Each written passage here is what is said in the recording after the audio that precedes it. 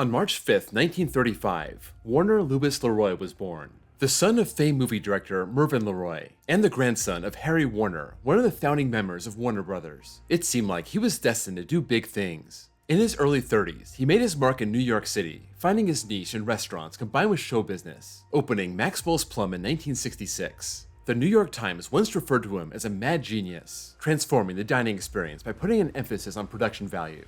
This is how Leroy would get noticed, but that's not where his story would end. 6 years later, he would set his sights south of New York City, into the woods of central New Jersey, and he dreamed of a complex that would be made up of 7 parks, multiple hotels, all connected by monorails, buses, and boats. This vision would be put into motion, and over the last 50 years, it's seen thrills, chills, spills, triumph, and tragedy, and through it all, has become a top destination in America and the second largest theme park in the world.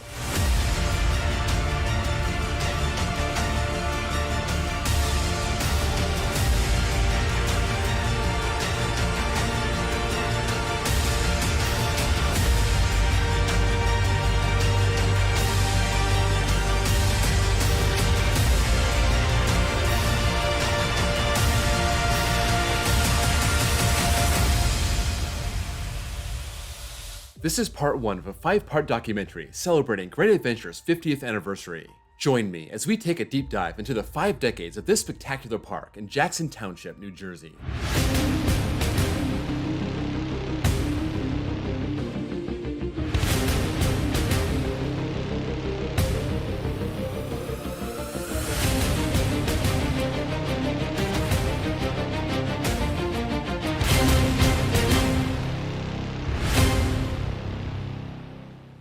In 1972, Warner Leroy's original plan was to include 7 distinct sections in a massive complex, starting with 4 specific parks. One would be an amusement park, like the brand new Kings Island that was set to debut that spring.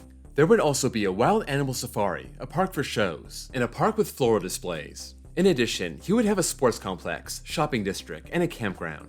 This was an ambitious project that Leroy could not handle by himself, so he looked for a partner and found one in the Hardwick Companies of Miami, known for their resort spots but were also responsible for safari parks around the world. They set up a 5-year plan to complete the whole complex, and that started with a 1,000-acre safari park to open in the spring of 1973.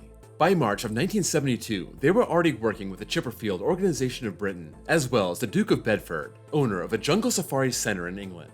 All this was to collect animals to populate the park. As the summer of 1972 came and went, more details emerged about this safari. It would be called Maxwell's Wild Preserves. It would be located in a wooded part of the Prospertown area owned by Stanley Switlick, a Polish immigrant known for making parachutes and a conservationist, agreeing to sell this land for the safari. The size expanded to 1,500 acres. The price tag was set at $10 million, and the main attraction would be the 10 miles of roads that guests could drive around, surrounded by a simulated jungle with more than 700 wild animals. But it would also include a children's park, picnic area, restaurant, and amusement center. They expected 10,000 visitors every year. By September 1972, the Chamber of Commerce endorsed the project, and it was pitched to the Jackson Township Planning Board as Leroy and his ambitious team were looking for approval. One of the initial questions was about community safety. How would they ensure that all the animals would stay within the safari? The town was assured the animals would be secured by a series of double fences, mobile patrols, and expert animal catchers, and no animal had ever escaped any safari park in America or Europe. By December, the Jackson Zoning Board gave their approval. However, that was not the end of it. 2 months later, in February 1973, close to the original target date of opening, when Leroy and Hardwick tried to expand the site by 255 acres to include a Girl Scout campsite. That raised a red flag for the National Wildlife Committee of the Sierra Club, citing the project could pollute the lakes, threaten existing wildlife, and eventually cause a forest fire. They called for an environmental impact study.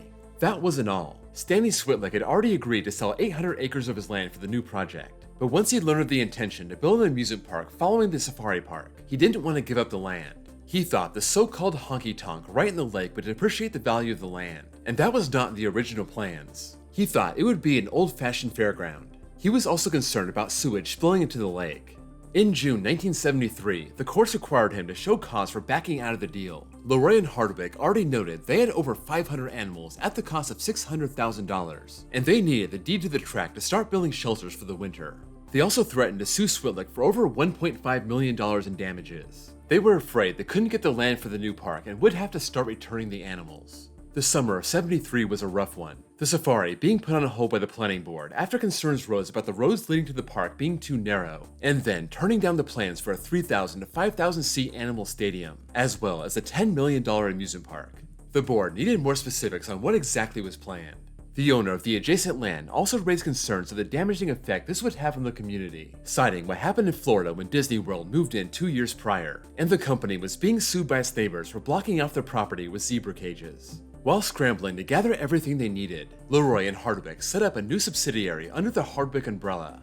The company would be called Great Adventures, Leroy serving as president and the Duke of Bedford serving as vice president, and in August 1973 they released plans for the park.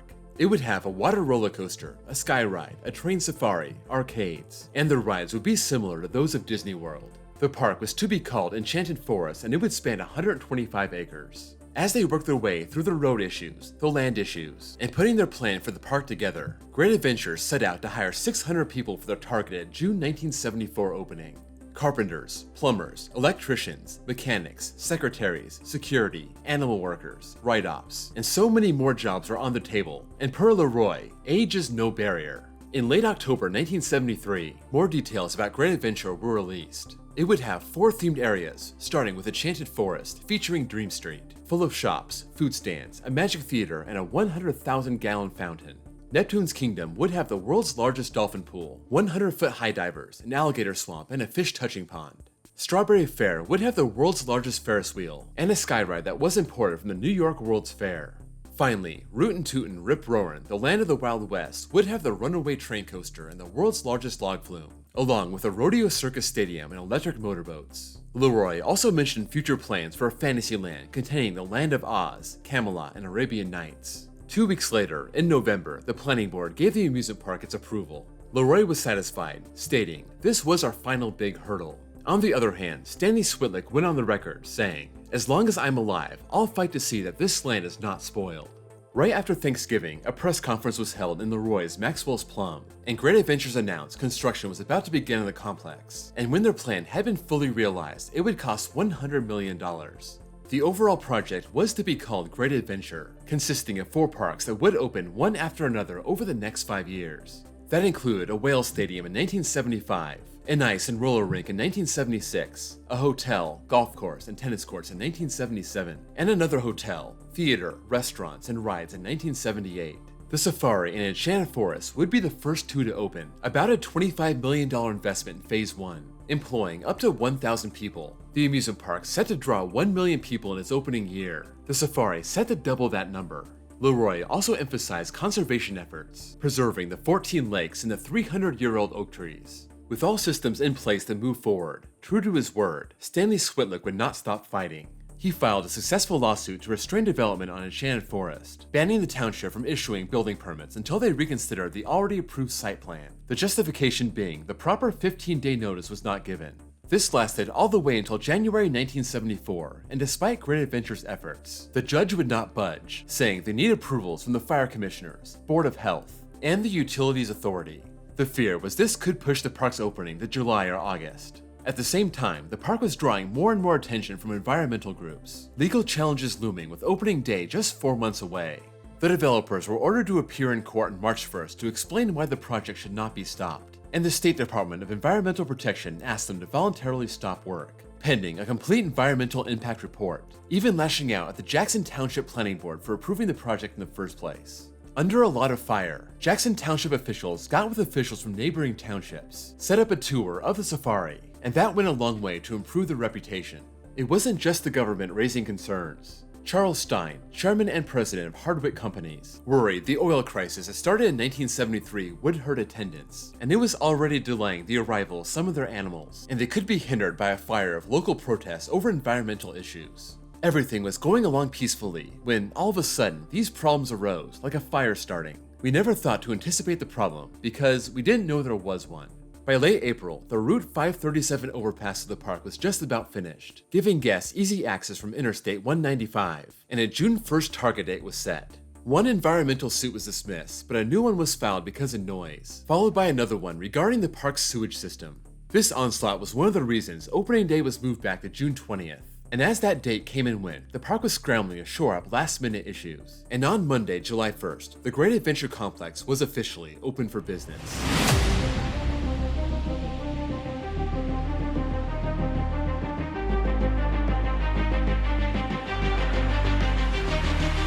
On opening day, the final price tag just to get the safari and park ready was $35 million, charging adults $750 and kids $650 for a combo ticket. The safari alone being $250 for adults and $2 for kids, and $650 for adults and $6 for kids just to see the park.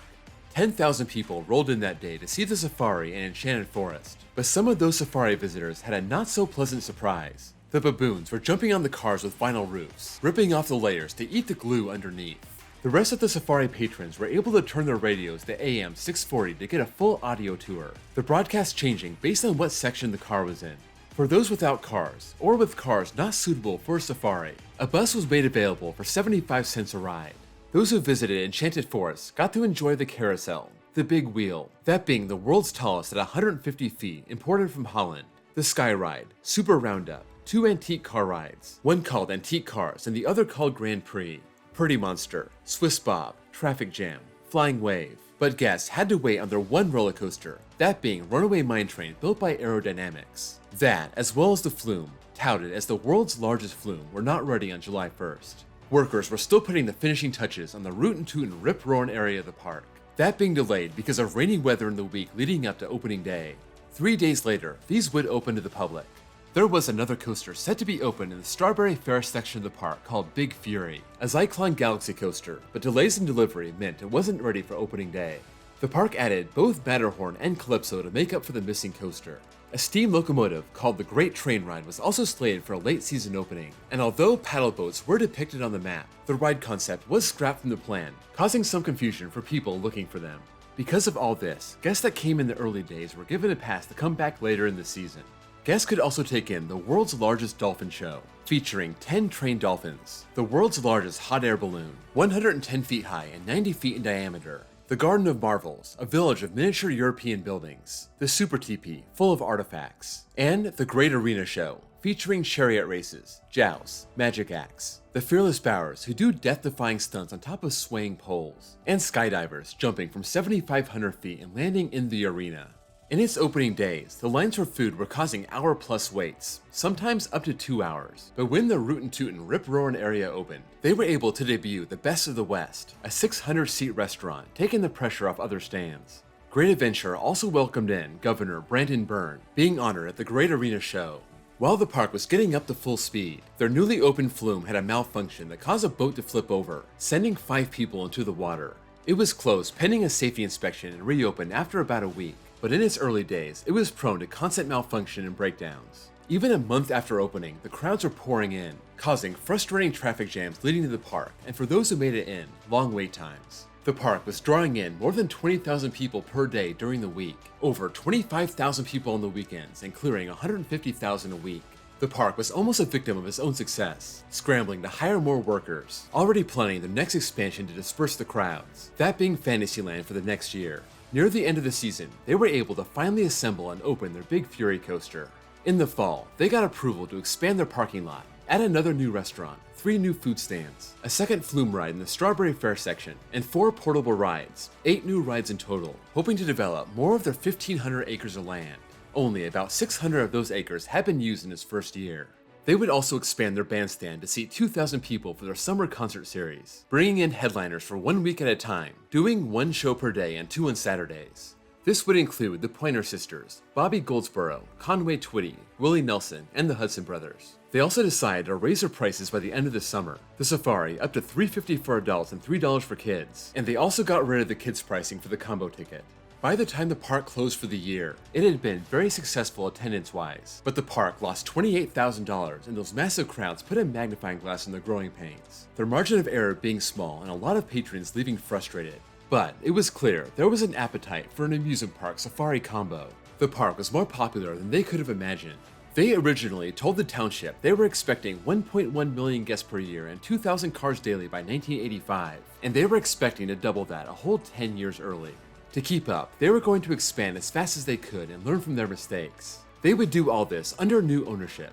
Hardwick Company sold the park to Chicago-based Rockwood & Company and the Pritzker family. The move designed to secure new financing for their expansion, including $10 million for the next year, and Hardwick agreed to operate the park for 25 years. This also meant Warner Leroy would no longer be the president of the Great Adventure Company. That would go to Ralph Weinshank, but Leroy would stay on as chairman of the executive committee and keep creative and design control. Investing in the park to disperse crowds was one thing, but that did not solve the problems people were having getting to the park. In April 1975, Great Adventure agreed to pay 100% of the bill to expand Route 537, the cost being about $100,000. General Manager Robert Freeman said the company was not thrilled about having to pay for it, but knew it was needed to get the project started. In return, the Jackson Township Committee moved to rename Route 537 Great Adventure Road, but the resolution ultimately failed.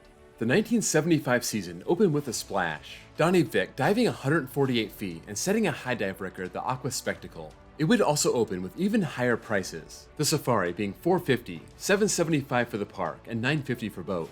After drawing in 1.3 million visitors in 1974, park officials were hoping to double that in 1975, having identified and addressed the four major problems of rides, traffic, restrooms, and food service. Among the new rides was the $2.2 million Hydroflume, Panorama Wheel, Rotor, Schwabenchen, Scooter, Wildflower, Enterprise, and a new roller coaster called Jumbo Jet. This portable Schwarzkopf model was built in the fun fair section of the park, and it was tested but never opened to the public. Midway through the season, the ride was disassembled and replaced by a new ride called Supercat, a music express ride. However, the park would open without the giant teepee, the $300,000 painted canvas blowing away in a harsh wind and found shredded. But guests would enjoy a new act at the Great Arena, a 150-foot high-wire motorcycle stunt, a girl on a trapeze hanging underneath. The Great Arena would also be the set of 5 programs of the Mike Douglas Show, a popular talk and variety show, the exposure being described as worth its golden advertising impact. The 2 millionth guest would come through the gates in mid-September, a number topped only by the 2 Disney parks, and the park announced its plans to extend its daily operation a whole month into early October, keeping the park open on weekends until early November, and they ended with 2.5 million guests. At the end of the 1975 season, management hired Randall Duell to improve the park's design. This is the man who was behind parks like Magic Mountain and Six Flags Over Texas. Per his input, they got approval to move the park entrance closer to the parking lot, requiring the relocation of the kids' rides and the total removal of the antique cars. This would be twice as wide as the old entrance and expand the entry plaza to 500 feet, about 10 times bigger than the old one. This was part of $4 million in improvements and expansions. That included 5 kids' rides in the new Kiddie Kingdom, including the Millennium Suns coaster called Screamer, a new Music Express ride, Super Sidewinder, and a new coaster on the spot of Jumbo Jet, this being another compact portable Schwarzkopf called Alpenblitz. For the country's bicentennial, the Great Arena would feature a Wild West Americana extravaganza. The season would open earlier than normal, April 10th, 40 more operating days than the year prior, and the admission price would stay the same for the Safari, but rise to $950 for the park and $1150 for the combo ticket. Park officials were expecting 3 million guests for the year. Before the park was open, a fire broke out at an off-site storage area, the place where the park kept its Garden of Miracles miniature village over the winter, the display valued at $1 million. Some of the buildings were damaged, but the park pledged to have it repaired and ready for opening day. Right after the park opened for the season, the park presented plans to add a gas station on the property, something they explored right before its grand opening in 1974 but never followed through. They also got a new slate of concerts, including The Monkees, Chuck Berry, Blood, Sweat and Tears, and Three Dog Night, and the world's largest tiger show called David McMillan and His Fabulous Flying Tigers. At the end of the year, the jungle habitat at West Milford closed its gates. The Warner Brothers operated Safari, lasting only 4 years, leaving Great Adventure as the lone major attraction in the state of New Jersey, though the closure was only expected to draw 20 to 30,000 more people to Great Adventure. When the park shut its gates in 1976, they drew in more than 2.7 million guests, falling short of its 3 million projection, but officially doubling its number from its opening year. Per General Manager Robert Freeman, the so-called theme park experts stated for years a giant park like Great Adventure could not be successful in the Northeast. I think we are prouder of being part of shattering that myth than any other single accomplishment. Despite the park's rampant success, Hardwick Industries and Warner Leroy had an unsettled score with Stanley Switlick. Early in 1977, Hardwick went after Switlik for damages, citing his reluctance to sell his land after a deal was agreed upon, that causing a delay of his grand opening and costing the park at least $53,000. Meanwhile, Great Adventure had one new addition for the 1977 season, a $200,000 renovation of a 19th century carousel called Gondola, part of a $1.5 million investment that was spent mostly on new entertainment. Robert Friedman expected another year with 2.7 million guests, cutting their operating season by 26 days, citing the cold fall weather for ending their season early. As attendance goes up, so does the number of security incidents. Because of the number of arrests made by security, police officials asked to establish a substation at Great Adventure. An average of 140 arrestable violations were being made daily, including 1,300 shoplifting incidents over a 10-week span, as well as illegal entries and strong-arm assaults. The concert schedule included new acts like Johnny Cash, Loretta Lynn, and KC and the Sunshine Band.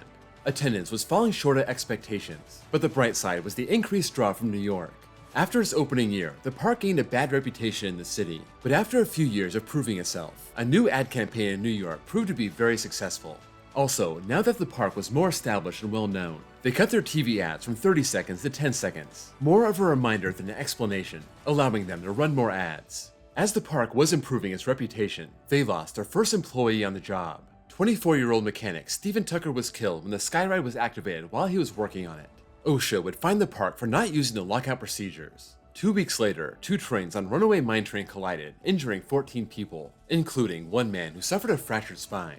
The crash was blamed on a brakes failure, the one train moving 15 to 19 miles an hour as it ran to the other trains sitting in the station. After a thorough inspection, the ride reopened less than a week later, but to prevent any possibility of another accident, it went down to one train operations. While Runaway Mine Train was having problems, a new coaster was in the works. In August 1977, Jackson Township gave approval to a $2.2 million coaster called The Loop, noted to be the same one that just opened at Kings Island that year.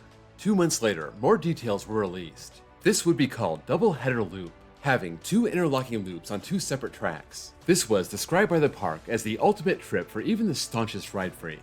At the same time, the court dropped the hammer on Stanley Switlik, saying he owed Hardwick $6.3 million after adding an interest. The ruling would bankrupt the Switlik family. Back at the park, with their new coaster in the works, rumors surfaced that the park may be sold. The Pritzkers were dissatisfied with attendance, hoping for $2.7 million in 1977, but by early August they hadn't even cleared $2 million. Six Flags was a growing theme park chain, building parks in Arlington, Texas, Austell, Georgia, Eureka, Missouri, and just acquired an existing one in Houston, Texas the year prior, and they were looking for new investments. In October, Six Flags announced they had assumed operation of the park. With the outright purchase of the park in the works, Six Flags assumed some of the park's debt and paid $37 million for the operation rights. 13 executives were either fired or resigned, Larry Cochran taking over as VP and General Manager. Just over a month later, the sale was complete and Six Flags was the rightful owner of Great Adventure. Six Flags immediately announced a long-range capital investments program set to make Great Adventure the biggest seasonal theme park in the country, developing the remaining 500 acres of land.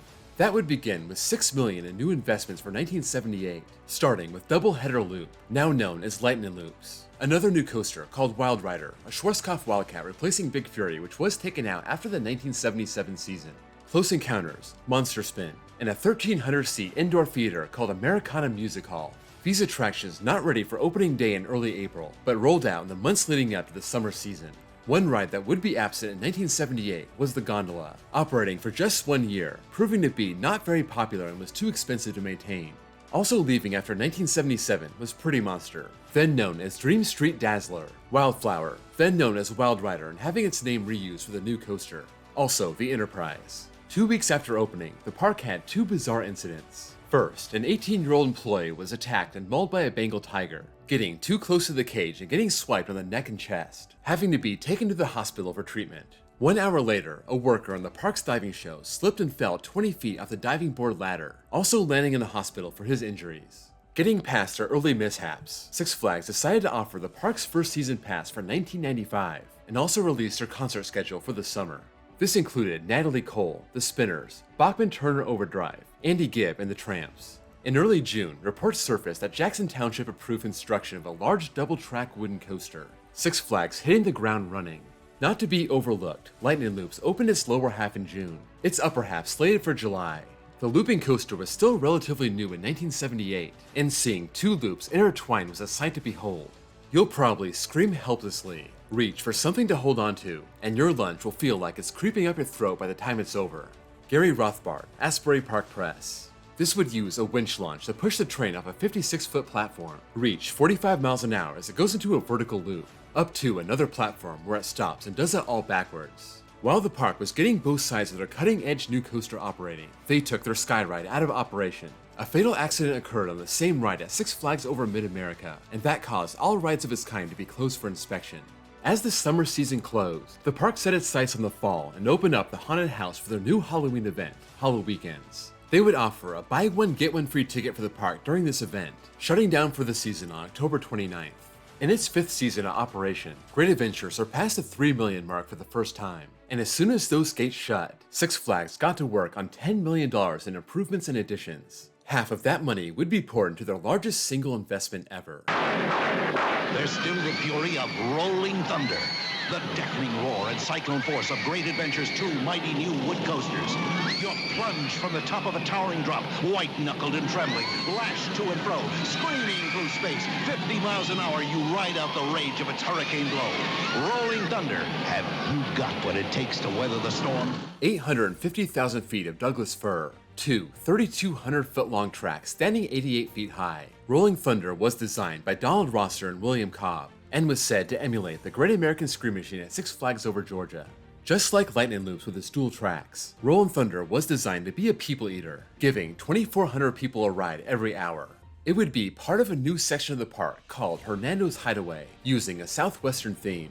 That wasn't all. There would also be 4 new kids rides, a new Enterprise to replace the portable one they removed after 1977, the Tilt-A-Whirl, a new petting zoo for kids, and a new Australian section for the safari, this having kangaroos, wallabies, and wallaroos. They would open the season without Supercat and their Alpenblitz coaster, having served 3 seasons, being removed to make way for another Halloween attraction following the popular Haunted House in 1978, this one called Haunted Castle Across the Moat. Rolling Thunder opened in early June, Governor Brandon Byrne on hand once again for the dedication ceremonies. The popular new coaster was part of the reason a record-breaking crowd poured in the second week of June, but the main reason for that was the largest serial variety show in the world, as actors from the most popular soap operas performed, and fans nearly broke a retaining wall to see the cast members. That summer, there was another gas shortage, this one similar to the one that impacted construction of the park back in 1973. But park officials felt like it was helping the park as people were choosing to vacation closer to home. 28 million people living within 100 miles of the park. The park kicked off their September to Remember, featuring major concerts in the Great Arena, including a 17-year-old teen idol, Leif Garrett. At the close of their second Halloweekends event, the park had drawn in 3,275,000 guests, exceeding their 1978 record, and they felt like they could have done better had the weather not been so bad. 35% of the season hurt by rain, including a 26-day consecutive stretch. Six Flags announced their intention to build another major ride, still having 475 acres to work with, but noted they wanted to cater to families, getting away from being a teen park. They would pour $5 million into the park, also announcing a price hike for tickets, $12.95 for the combo ticket, $10.95 for the park itself, and the safari being only $5.25. Season passes were now set at $37.75. The park had 2 big new attractions in 1980, one being the swinging ship called Buccaneer, one of the first of its kind, also the Adventure Theater featuring a 180-degree screen. These would replace a park original, the Grand Prix. The Swiss Bob and Super Roundup were taken out and upgraded with newer models of the same ride. Also, to the chagrin of local gas stations, Great Adventure would finally open up their on-site gas pumps, motivated by the gas shortage, giving guests peace of mind that they could get to the park and back home without worrying about finding gas. A new show called A Touch of Elvis would debut at Americana Music Hall. Over a 3-week period between late September and mid-October, Great Adventure introduced Oktoberfest. This featured German music, food, and of course, beer. Despite a slower year for investments, the park saw a new attendance record, 3.5 million guests, a big part of that being a dry summer, including 100 straight days without rain. Looking forward, Six Flags president Ned DeWitt was pessimistic about the industry as a whole. They had survived and even thrived during the gas shortage, but the economy was taking a bad turn, and luxuries like amusement parks might be on families' financial chopping blocks. Also, in Great Adventure's case, there would be another park fighting for those family dollars in the region. Sesame Place, opening just 30 miles away in Langhorne, Pennsylvania. Six Flags did not take their foot off the gas when it came to investment in 1981, as they debuted the most expensive project in the park's short history, the $2.5 million Roaring Rapids, a river raft ride that was just introduced at another Six Flags park, Astroworld. It proved to be very popular. This would be on the plot of Great Adventure Railroad, having opened as Great Train in the park's opening year and serving 7 seasons. However, it was the Marshall Tucker Band that drew the most people in 1981, one day in mid-May attracting 55,000 people to the park, causing a 12-hour backup on I-195 and Route 537. Park officials had an emergency meeting, and once the park hit its 40,000 capacity, they had to shut it down at 3:15, reopening at 6 o'clock. In the aftermath, the park released an official statement. They said, in the future, they would look at attendance patterns before scheduling a concert like this on a Saturday.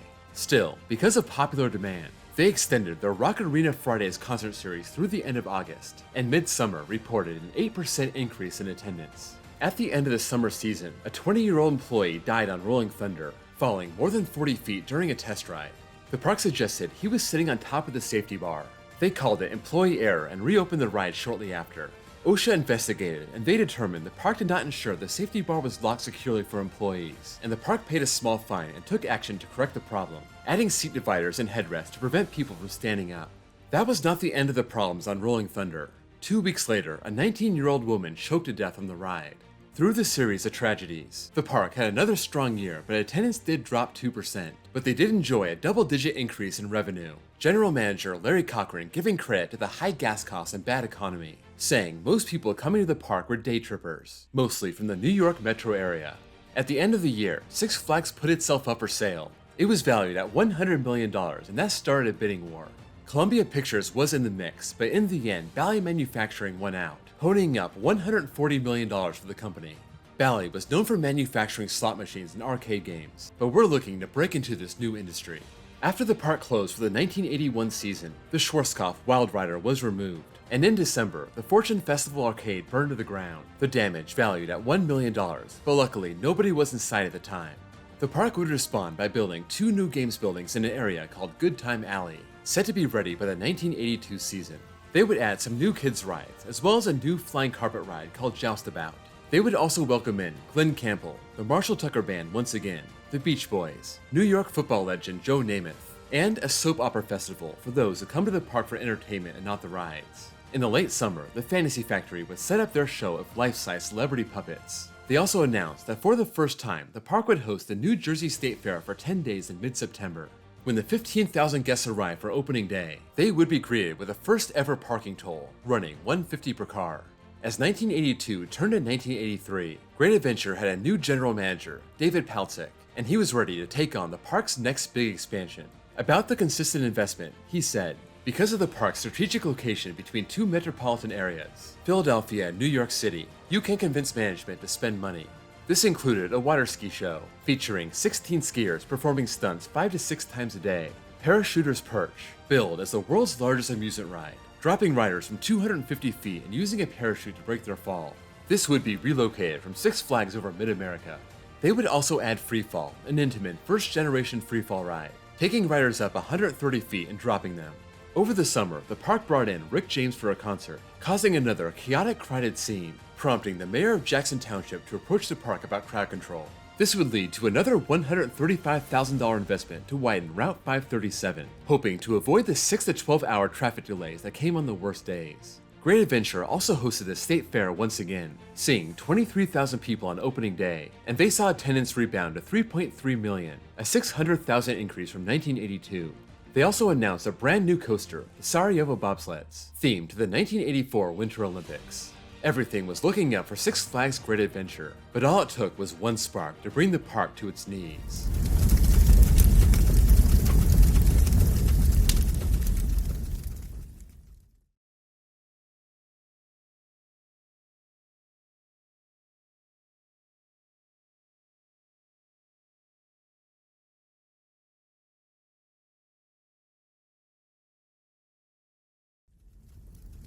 I ran into 3 walls. I couldn't see where I was going.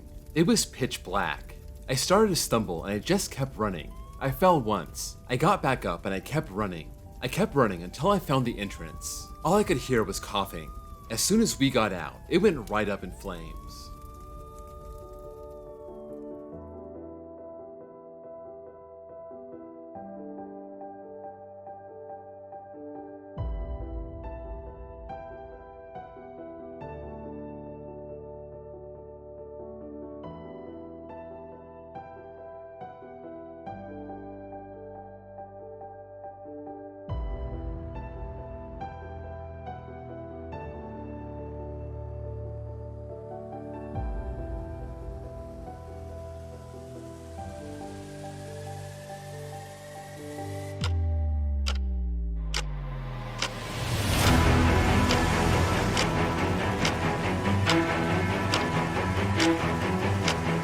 Coming off a hugely successful 1983, a new $3.8 million coaster was set to open in 1984, the Intamin bobsled coaster called Sarajevo Bobsled. This was their 9th coaster to open since the park debuted 10 years prior. This new model of coaster having cars not attached to the track, but rolling in a trough, supposed to mimic the bobsleds from the 1984 Winter Olympics in Sarajevo, Yugoslavia.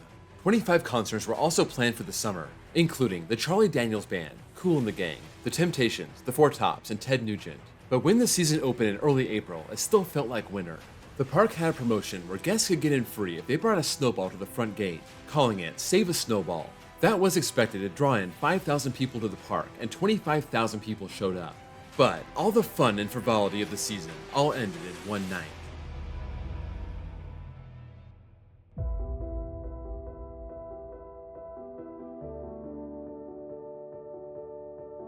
In the early evening of May 11th, a fire broke out at the haunted castle, and because of the wind, the fire spread so quickly that not everyone was able to escape.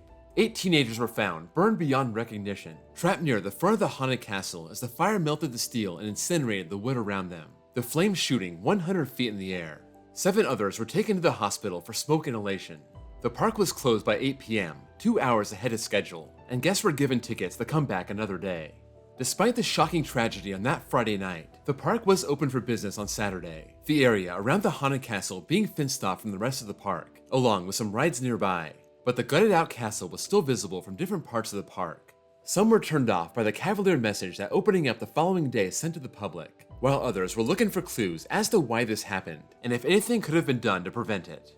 The Haunted Castle debuted in 1979 during Hollow Weekends, originally called Haunted Castle Across the Moat, renamed just Haunted Castle before the 1984 season. It was basically a decorated series of 8 tractor trailers, those known to melt with ease. There was no sprinkler system, nor were they required. The Haunted Castle was also not subject to state inspection, having no mechanical parts. However, per the New Jersey Carnival Amusement Ride Advisory Board, Great Adventure does a superior job. They have one of the best internal inspection systems going. The fire inspector did visit the Haunted Castle in 1983, and despite not having sprinklers, it did have exit lights and fire extinguishers. The Township Fire Department was in the process of doing their annual inspections, but hadn't gotten to the Haunted Castle yet. The park also executed a fire drill on April 1st.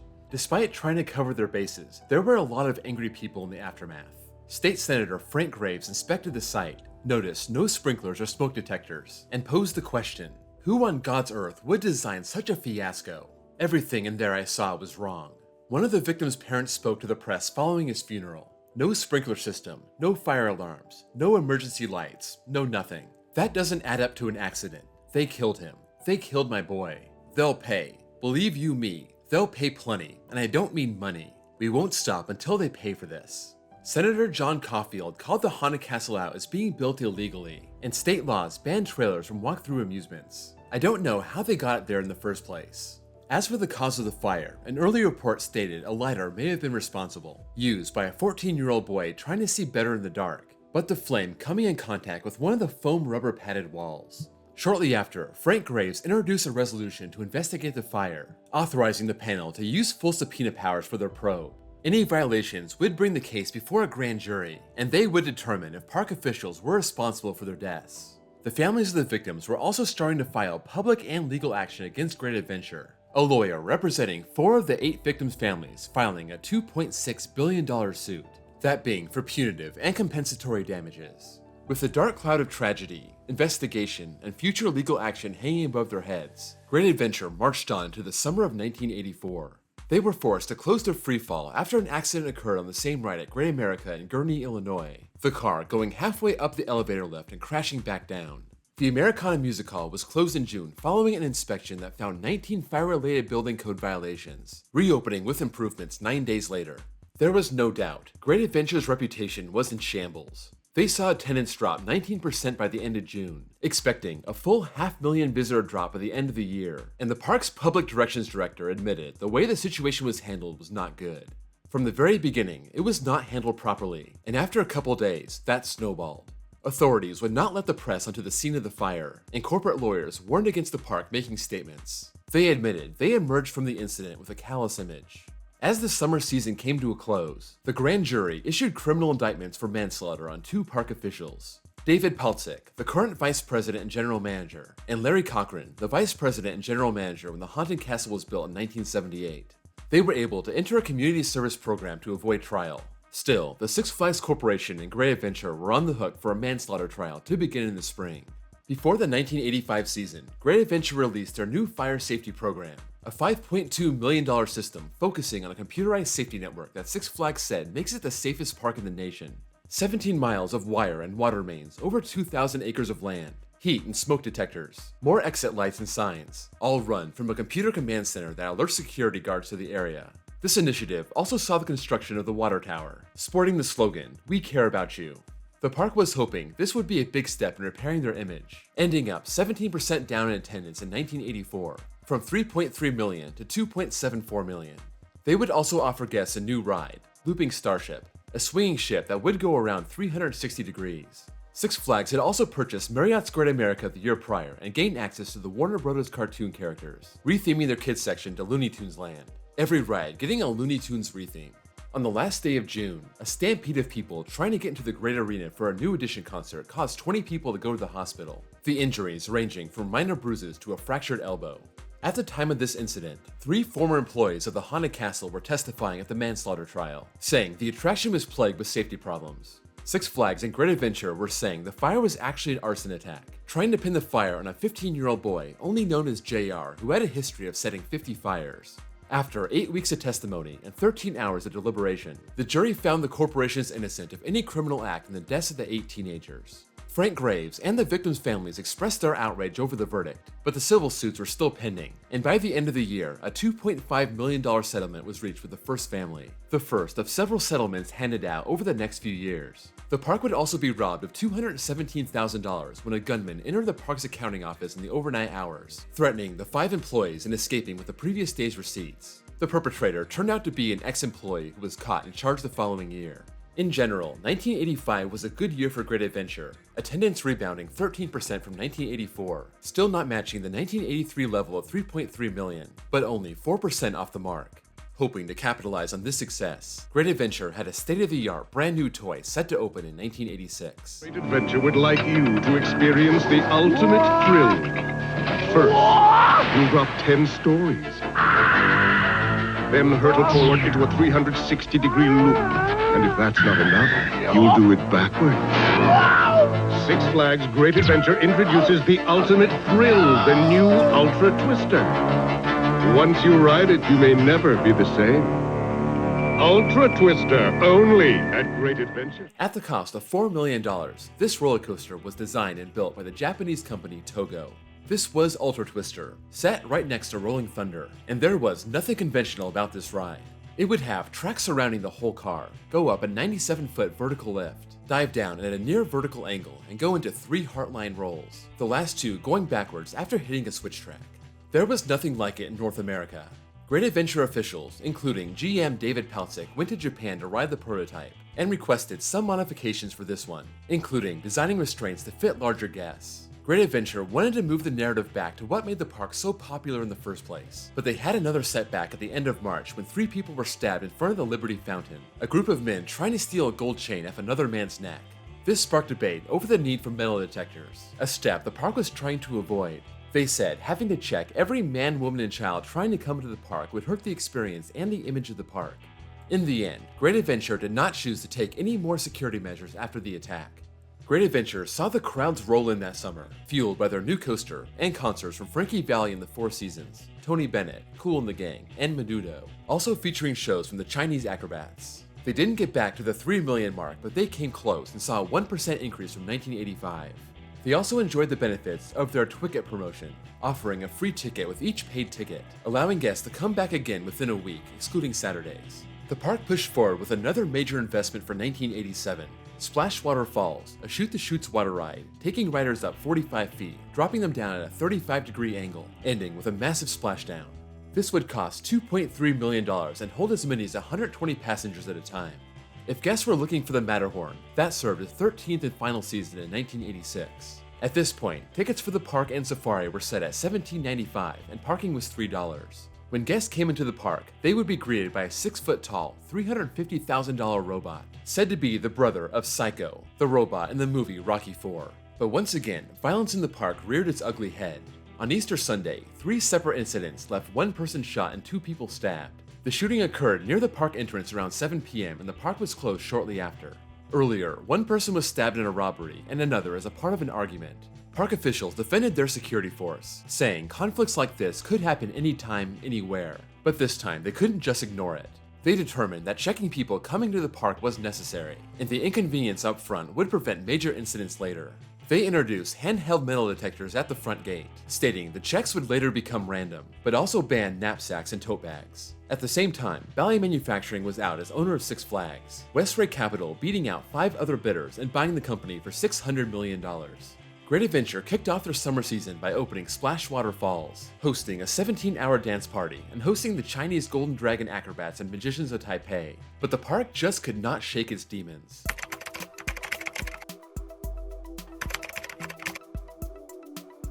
In the afternoon of June 18th, a train departed the Lightning Loop station, but a 19-year-old woman was not strapped in. Some reports said she was trying to board the ride as it was being dispatched. Other witnesses say the ride dispatched before she could get her harness on. Or her harness was already locked and she was sitting on the outside of it, and the ride operator never checked it. She fell out of the car and was rushed to the hospital, but was dead on arrival. The Department of Labor blamed the ride operators for dispatching without making sure every rider was secured. A month later, a man fractured his leg on the Sarajevo bobsleds. That time, a ride operator hit the wrong button and started the ride while he was still boarding. This seemed to be the breaking point for Great Adventure. It had been a miserable run of accidents and mishaps spanning over 3 years, and Six Flags even considered changing the name of the park, thinking that Great Adventure had too much of a negative connotation. That didn't happen, but they did undergo a major review of its ride operations. The Sarajevo bobsled would reopen 2 days later, now with an additional start button. By the end of the year, all the major rides would have a new control panel that was easier to use, and would require more than one operator to push a button before a ride would start. To prevent turnover, ride operators would get a raise and start at $3.70 an hour. It wasn't just about procedure, it was about management. Six Flags cleaned house late in the summer of 1987. Ray Williams came from Great America in Illinois and replaced the park president Donald Conway, leading a new team of managers. Because of the park's reputation, he came in with a safety-first focus. Right away, he terminated the sale of alcohol at the park, trying to create a family-friendly atmosphere and prevent drunken unruliness. There would be concerts, but no more rock concerts. After major incidents occurred on the previous 2 Easter Sundays, Williams declared the park would not open on Easter in 1988, and since the latest Easter incident, security had tripled. Williams hired ex-FBI coordinator Walter McDonald as the first VP of Public Safety. The park and Jackson Township Police would work together to put 2 officers on site during the weekends. Metal detectors would become a permanent installation at the front of the park. He would also hire J. Walter Thompson, a New York advertising agency, trying to restore the park's image and investing $2 million to do so. He also acknowledged that teenagers made up 62% of the park's revenue, but wanted to install attractions more focused on families. By the end of the year, 20 more full-time managers and administrators had been let go as part of the shakeup. Attendance dropped 30% to about 2 million in 1987 and needed a drastic turnaround. Going into 1988, Great Adventure spent $1.5 million renovating Looney Tunes Land and renaming it Bugs Bunny Land. They also reintroduced the child ticket. Anyone under 54 inches would pay $13.95 as the adult ticket rose $2 to $19.95. A petting zoo and sandbox would be replaced with new rides, including the Bugs Bunny Western Railroad, Elmer Fudd's Traffic Jam, and Pepe Le Pew's Pleasure Cruise. All these would be enclosed and open in the rain. There would also be 3 playground areas with 1.5 inches of foam padding. For teenagers and adults, they would add the Condor, a Husk Condor standing 90 feet tall and spinning around. The park would be losing 5 rides, including Calypso, Monster Spin, Paddle Boats, Fender Bender, and Tilt-A-Whirl. 3 days before opening day, Ray Williams took out a full-page ad in the newspaper, laying out his vision for the park, specifics on how things were going to change, hoping to inspire confidence in people, knowing it was not just business as usual. Right away, Great Adventure saw a 20% increase in pass sales and people flooded to the park during its first week. Season passes would be $50 for adults and only $35 for kids. Or you could buy 2 days at any time during the season for $25. Later in the summer, kids could get in free with each paid adult ticket. The summer concert series would include Andy Williams, Sha Na Na, the Oak Ridge Boys, Michael Bolton, Neil Sedaka, and the Osmonds. The new plan was working, and by Labor Day, attendance had spiked 20% over 1987. Park officials gave credit to attracting more families, but they did not forget about thrill seekers, and they proved it in 1989. We didn't name Great Adventure's new ride. You did. The Great American Scream Machine. At the price of a whopping $6.8 million, Great American Scream Machine was the biggest investment in the park's history, and the park was advertising it as the tallest and fastest looping coaster in the world. 173 feet tall, 55-degree bank drop, 68 miles an hour, loops of 136 feet, 107 feet, and 97 feet, flipping riders upside down 7 times over a 2.5-minute ride. It would be designed by Aerodynamics, the same company responsible for Runaway Mine Train and Lightning Loops.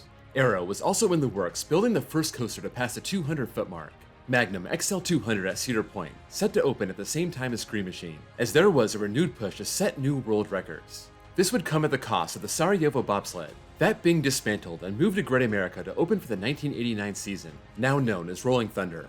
For those intimidated by the Scream Machine, the park was set for 25 concerts, a new show called The Stars of the USSR, a song and dance troupe of 24 entertainers making their US debut, and the Botanical Gardens, a nice walk-through area that would make up for the loss of Garden of Marvels, the miniature village that had been with the park since the start. At the end of the season, there would be an Oktoberfest event for 2 weeks, followed by Hollow Weekends in the 2 weeks leading up to Halloween. On the downside, one of Ray Williams' big initiatives to make the park safer would come to an end. After just 1 season, Jackson Township Police announced they would not be staffing the park annex, saying they just don't have the manpower. The park would have to rely on their 200 security officers to keep the park in order. That would be a challenge, especially on Memorial Day weekend, as 35,000 people flooded into the park and it was forced to shut its gates for 4 hours. Then, out of left field, Great Adventure would embark on a project to expand their horizons. They made a deal with a New York-based finance group to bring a baseball stadium to the park grounds. The next big project for the massive amount of land still available, set to take about 50 acres. The $6 million stadium would seat 8,500 people, with the possibility of expanding to 20,000, and had their sights on a AAA minor league team to play in central New Jersey, the leading untapped baseball market in the US at the time. Jackson Township was on board and even waived height restrictions to get the project off the ground. They were hoping to get the stadium built and a team to commit for the 1990 season, but that didn't happen and they couldn't move forward until they had a team to play in the stadium. Although this was a serious project and everyone was optimistic in the summer of 1989, the stadium project would never be realized. Offering something new for everyone, 1989 was a great year for Great Adventure, attendance running 18% ahead of 1988, but Ultra Twister would not be part of the park's success. That was closed for the entire season, construction crews very carefully dismantling the ride to send to another Six Flags park, that being Astroworld in Houston. This, like the Sarajevo bobsled, was part of the new Six Flags ride rotation program, where rides would spend a couple years at one park and then rotate to another park, cutting down on the cost of buying new rides, which was more expensive than relocating them. In return, Great Adventure would receive an intimate stand-up coaster that spent its first 3 seasons at Magic Mountain. It would start with a 90-foot drop through a 66-foot loop, going into a series of twists and turns on a compact plot. The main factor making this ride different was the rider standing 4 across throughout the ride. Park visitors were given the chance to name the new ride, deemed the Stand Up and Name It contest. They would fill out their choices at guest relations and in front of the construction site. The winning entry was Shockwave, using the same name it had at Magic Mountain. This would be built on the former site of the Garden of Marvels. For the kids, 1990 would mark the 50th birthday for Bugs Bunny, and the park celebrated with a 22-foot balloon at the front gate and a mural on their water tower. Six Flags had gained the rights to use the Looney Tunes characters after acquiring Marriott's Great America in 1984, and they were about to unlock a whole new cast of characters. Right after the season began, Time Warner bought a 19.5% interest in the Six Flags Corporation from Westray Capital, the deal totaling $19.5 million, having the opportunity to increase their stake to 50% if they put up $30.5 million more. Six Flags CEO Larry Cochran said that Time Warner's ownership would lead to expanded use of Warner cartoon characters, most notably DC Comics. There would be a whole slate of concerts set for the summer season, Donny Osmond and the Oak Ridge Boys returning, along with Wolfman Jack, Tommy Page, Belinda Carlisle, and others. Ray Williams noting that for the $23 admission price, you could spend a whole day at the park, drive through a safari, and see a concert for less than the average cost of most shows. Great Adventure was targeting a 4% increase for the year, up to 2.5 million visitors. The main point of contention in 1990 involved Jackson Township. They assessed Great Adventure at $110 million, while Great Adventure said it was only worth $50 million. They were also fighting against an entertainment tax that Jackson Township was trying to pass. That would raise the price of admission. Great Adventure was behind on their taxes pending the assessment challenge in court, and that put their safari license in question, the township not known to approve requests for businesses whose taxes are not up to date. Some members of the committee stated they would like to pull their zoological park license, but the park had the right to withhold taxes due to the pending assessment case. They would resolve this out of court the following year with no major change to the tax rate, but costing Great Adventure $1 million in legal fees and Jackson Township $750,000. This tension was compounded by an all too familiar incident in early August, when a 19-year-old man fell from rolling thunder and was critically injured. It was around one of the turns, 50 feet off the ground and the train moving about 25 miles an hour. Eyewitnesses saying he was trying to stand up when he fell out. That led to a discussion about the restraint system, and in this case, the lap bar was viewed as not an actual restraint, just something to hold on to. Those bars would span across the car, used for both riders, and lock in a set position, commonly referred to as buzz bars. The lap bar was still locked in place when the train came back to the station, so no mechanical or operator error was found. It was chalked up to rider error. Despite the turmoil, attendance rose 5% and the township approved Adventure Rivers for the 1991 season, a new section of the park costing $4 million, spanning 15 acres and having 10 slides, fountains, waterfalls, and a play area for kids. Its theme would be the Great Rivers of the World, having an African Tower, Asian Tower, and North American Tower. And as part of this expansion, 2 other water rides would get river rethemes. The Hydro Flume, then renamed Kodak Splashdown, was now Irrawaddy Riptide, and Roaring Rapids was now Congo Rapids. With Six Flags turning 30 in 1991, Great Adventure was offering free admission to anyone who could prove they were also turning 30 that year, and with the Gulf War starting in the Middle East, offered free admission to active military personnel and their families on opening weekend. Also, in mid-June, they would give out 10,000 tickets to New Jersey military bases for their Operation Desert Storm Appreciation Day, that featuring a parade and fireworks. As Adventure Rivers was gearing up for its grand summer debut, Great Adventure's Vice President of Operations was injured while testing one of the slides. Jerry Jordan was taken to the hospital with a compressed fracture in his back. There was no malfunction found on the ride, and Jordan was back to work 2 weeks later. Adventure Rivers would open on time, but the new season would not see the return of Condor. That was dismantled after the 1990 season and sent to Six Flags Great America. It would be replaced by remote-controlled boats. Also, for the kids, the mini golf course, Adventure Golf, would open with an 18-hole course. Later that summer, Time Warner joined 2 investment bankers, the Blackstone Group and Schroeder & Company, trying to buy Six Flags outright. They were offering $700 million. Six Flags was not in good shape, having $328 million in debt, having trouble making repayments, and putting Chapter 11 bankruptcy on the table. The prior year, the company brought in $431 million in revenues, but still lost over $25 million. Time Warner would gain a 50% stake, while the rest was split between the investment bankers. Time Warner's influence was felt right away, as they installed Six Flags TV in the ride queues, showing cartoons, trivia, and ads to people waiting in line and walking around the park. Time Warner was also responsible for the Robin Hood Prince of Thieves stunt show, based on the Warner Brothers film Robin Hood Prince of Thieves. Attendance jumped 20% and hit the 3 million mark once again. Going into 1992, the park would renew its Say Goodbye to Winter, Say Hello to Spring promotion they used in 1984, offering free admission to anyone who arrives with a 2-inch diameter snowball. Great Adventure was secretive about their new addition. Ray Williams said, "We're just not ready to talk about it until the timing's right." It was not a new ride, the first time in the park's history a new ride was not introduced. It turned out to be the Batman Stunt Show, another Time Warner influence, a 20-minute show set to take place 5 times a day, mirroring the Batman film that came out in 1989. Falls from buildings, flamboyant explosions, a $63,000 Batmobile that appears to drive itself around, Batman being shot from a smokestack of a chemical plant. This would take place in a 3,200-seat theater, taking the spot of Swiss Bob, which was closed after the 1991 season. Time Warner would also make its mark with the Nickelodeon Double Dare Live Tour and the Sports Illustrated Sports Festival. They would host an Oktoberfest event once again, but instead of Halloween weekends, Great Adventure would introduce the first Fright Fest, taking the Halloween experience to a new level. Despite not having a new ride, the Batman show was very popular, and attendance rose 8%. Time Warner was going all in on their IPs, especially playing on the popularity of their renewed Batman franchise, starring Michael Keaton, Jack Nicholson, Danny DeVito, and Michelle Pfeiffer, and they would bring a revolutionary new type of ride to this thriving park in Central Jersey.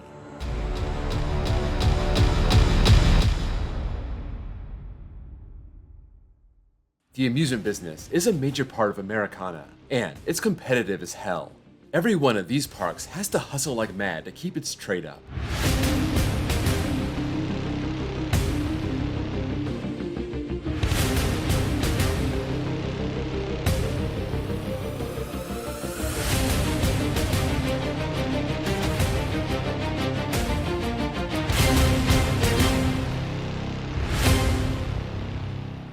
This year at Six Flags Great Adventure, answer the call to Batman the Ride, the only suspended outside looping nothing like it on Earth experience, not even at Disney. Batman the Ride, coming to Six Flags Great Adventure. The big addition for the 1993 season would be a coaster unlike anything Great Adventure had ever seen. In fact, the looping inverted coaster would make its world debut just 1 year prior, at Great Adventure's sister park, Great America in Gurnee, Illinois.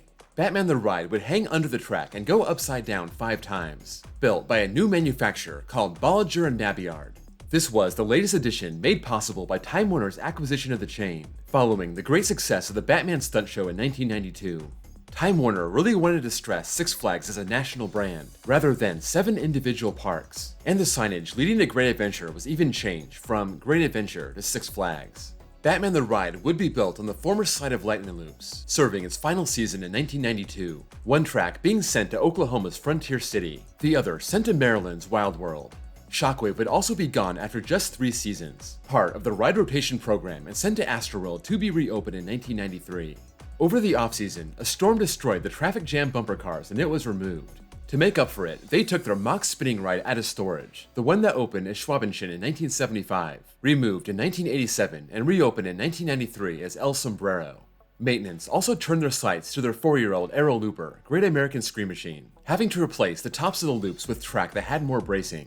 The old loop tops were moved to the Safari and became a playground for the baboons. The park made a concerted effort to define and improve all the themed areas of the park, using a new tagline. Bigger than Disneyland, but a whole lot closer to home.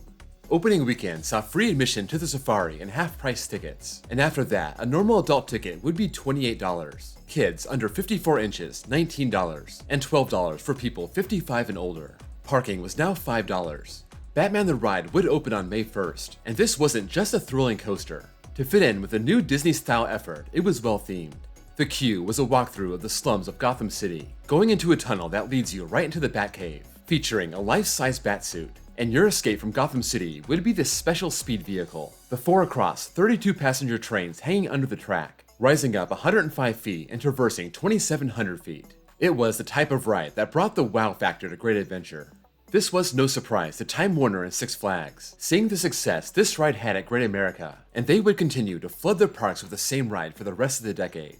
Time Warner was riding high, seeing their profits soar as they promote their brands in the parks, and by the end of summer, they announced their intention to buy the remaining shares of the Six Flags Entertainment Corporation, a deal worth $70 million. The 1993 season closed on November 7th, the latest in the park's history, using the same opening day promotion on that final weekend, free safari and half price for the park.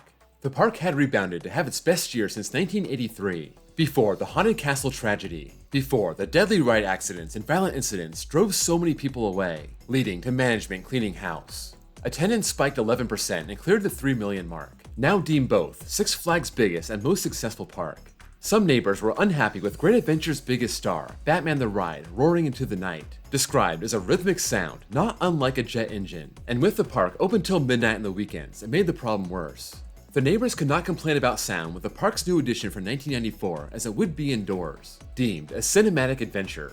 It would be Right Stuff Mach 1 Adventure, a 16,000 square foot, 100-seat theater, themed to the Time Warner-owned 1983 movie, The Right Stuff, that being about the US space program. Per Ray Williams, this simulator would make guests feel like they're pilots on their first supersonic flight training mission. Everyone will feel as though they're daring enough to try something that most humans will never do. It's the latest generation in simulator experiences. The park would also add a new bumper car ride called Autobahn, replacing Traffic Jam, which was destroyed before the prior season got started.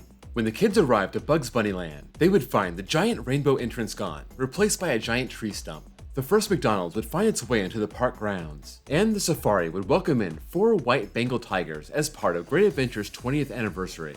The park would kick off the season with Spring Breakout, featuring activities like volleyball, rock climbing, sumo wrestling, and human bowling, where people stuff themselves into a giant bowling ball and roll 100 feet down to knock down giant pins. The concert season started in May, a non-stop barrage of 35 weekend shows lasting all the way until the end of August, and that was when NBA legend Magic Johnson was set to appear at the park, part of a Six Flags tour to raise money for AIDS-related causes. According to Great Adventure, the summer of '94 was one of their 3 best, even if it couldn't surpass the phenomenal 1993 season. Looking forward, Ray Williams wanted to focus on families in the years to come. Our studies show that people want shared experiences with their families. It's not like the 80s. The whole mentality has changed, and people want to do things with their family and stay closer to home. There was a $100 million investment plan in the works, and Williams teased the idea of a whole new park site that had a separate gate, similar to what Disney World has done, as well as a museum, theaters, hotels, restaurants, and possibly even a movie studio. One thing was for sure, the park would invest $7 million to build a 10-mile sewer line, bringing sewer service to the park, and they reached a deal with a factory outlet mall a mile from the park, setting up a shuttle service between the two properties. They even started talks with the Jersey Shore attractions on a joint marketing campaign. Shortly after discussing the park's long-term future, Ray Williams would leave Great Adventure. He received a well-earned promotion as Six Flags Senior Vice President of Operational Planning and Strategy. He would be replaced by Scott Bernstein, the Senior Vice President and General Counsel of Time Warner Enterprises, in that role having helped put together the Time Warner merger. By the end of 1994, the park was teasing a big new ride for 1995, but they were keeping the details quiet. But in February 1995, they were ready to unveil Viper. Viper would be the second coaster to come to Great Adventure, built by the Japanese company Togo International, operating out of Cincinnati, Ohio, the first being Ultra Twister in 1985. Viper would stand on the same plot that vacated in 1989. This would be deemed as the world's first Heartline roller coaster, sometimes referred to as a spinning coaster. Those two Heartline spins giving riders the feeling of negative gravitational force, as though they were flying away. It would be the world's first coaster capable of a 360-degree Heartline roll. The park even asked for steel rings to be installed around the track, giving the ride more of a snake-like appearance, and looked a lot like Ultra Twister. There would be one other attraction for the 1995 season, that being Virtual Revolution, an upcharge motion simulator located in the Right Stuff Mach 1's gift shop, 1995 being its only season of operation. Now 21 years old, the park's original coaster, Runaway Mine Train, would be overhauled and receive a new motor, new cars, and a new operating system. Great Adventure would also bring back the Chinese Golden Dragon acrobats. There would be nightly fireworks shows starting in April, and they would update the Batman stunt show to pair with a brand new Batman movie coming out in 1995, Batman Forever. Time Warner had so much influence on Great Adventure and all the parks in the Six Flags chain, but right as the 1995 season started, they started working on a deal to sell half the company. They paid $50 million to get half the company in 1991, $70 million for the other half in 1993, and poured $250 million in investments ever since. They wanted somewhere between $600 and $800 million for half the company, taking the short-term gain and helping pay off their $15 billion in debt. It didn't take long to find a winning bidder. Less than a week later, Boston Ventures came in and bought 51% of the chain, paying $200 million in cash and assuming $800 million in debt. Still owning 49%, Time Warner would continue to promote their brands inside the parks. Viper would open to the public at the start of June, and right away, people were impressed with how different the ride was. Park World magazine's Paul Rubin called it relentless and even put it in his top 10. For me, they could build it 3 times higher, 3 times longer, and 3 times faster, and even then I wouldn't be satisfied. Viper was a main driver behind the best year ever at Great Adventure, attendance up a whopping 25% and clearing the 4 million mark, the first Six Flags park to ever achieve that feat. The Safari also proved to be popular, drawing 2.4 million people, marking a 20% increase. It was also the first year the park expanded their marketing to cities like Boston, Washington, D.C., and Baltimore, emphasizing the need for an on-site hotel, and that would become the main focus of expansion heading into 1996. 1996 would see yet another coaster enter the mix, but this one would fit more in with their Disney-style approach. This was Skull Mountain, an indoor coaster built by Intamin, only 40 feet tall and maxing out at 33 miles an hour, twisting and turning inside a dark building, a building that from the outside looks like a human skull. It would be a coaster the whole family could enjoy, not just for the ride experience, but the story behind it. According to legend, an ancient civilization once lived here, protecting magic waters from avaricious explorers who never seemed to return from the mysterious landmark. An adventure awaits, deep inside this mountain rising up from the jungles on Jackson Township. That wouldn't be all for the season. The Enchanted Teacups would make their debut, as would a new stunt show based on the Lethal Weapon movie franchise, advertised with explosions, stunts, and being a real Hollywood show. Before these new attractions even saw their first guest, Scott Bernstein resigned as park president, taking a job outside the company. Park officials immediately came out and said this would not hinder Great Adventure's expansion efforts. And 2 weeks later, the park had a new leader, Vincent Lupinacci, previously the president of Six Flags Over Mid-America in Missouri. True to their word, 9 days after Lupinacci's appointment, a 76-acre water park was proposed to the planners of Jackson Township. This would be the next big step in turning Great Adventure into a multi-day destination. It would be called Six Flags Hurricane Harbor, built adjacent to Great Adventure, starting with 11 attractions, including a wave pool, lazy river, pools catered to families, teenagers, and kids, and 6 water slides. By mid-June, the water park was approved, and the whole complex was in good graces with Jackson Township Mayor Peter Carlson. I don't think there's any kind of stigma there now. They overcame it by fine public relations and by really stressing safety. Now, it's a real family park. Skull Mountain opened to the public on June 3rd, drawing praise for its ominous outward appearance, good in-queue theming, and ride experience that's catered to all ages. As ACE member Ed McInerney said, it gives families something everyone can enjoy. A little kid could get into it. You can't see the ride, so you can't be afraid.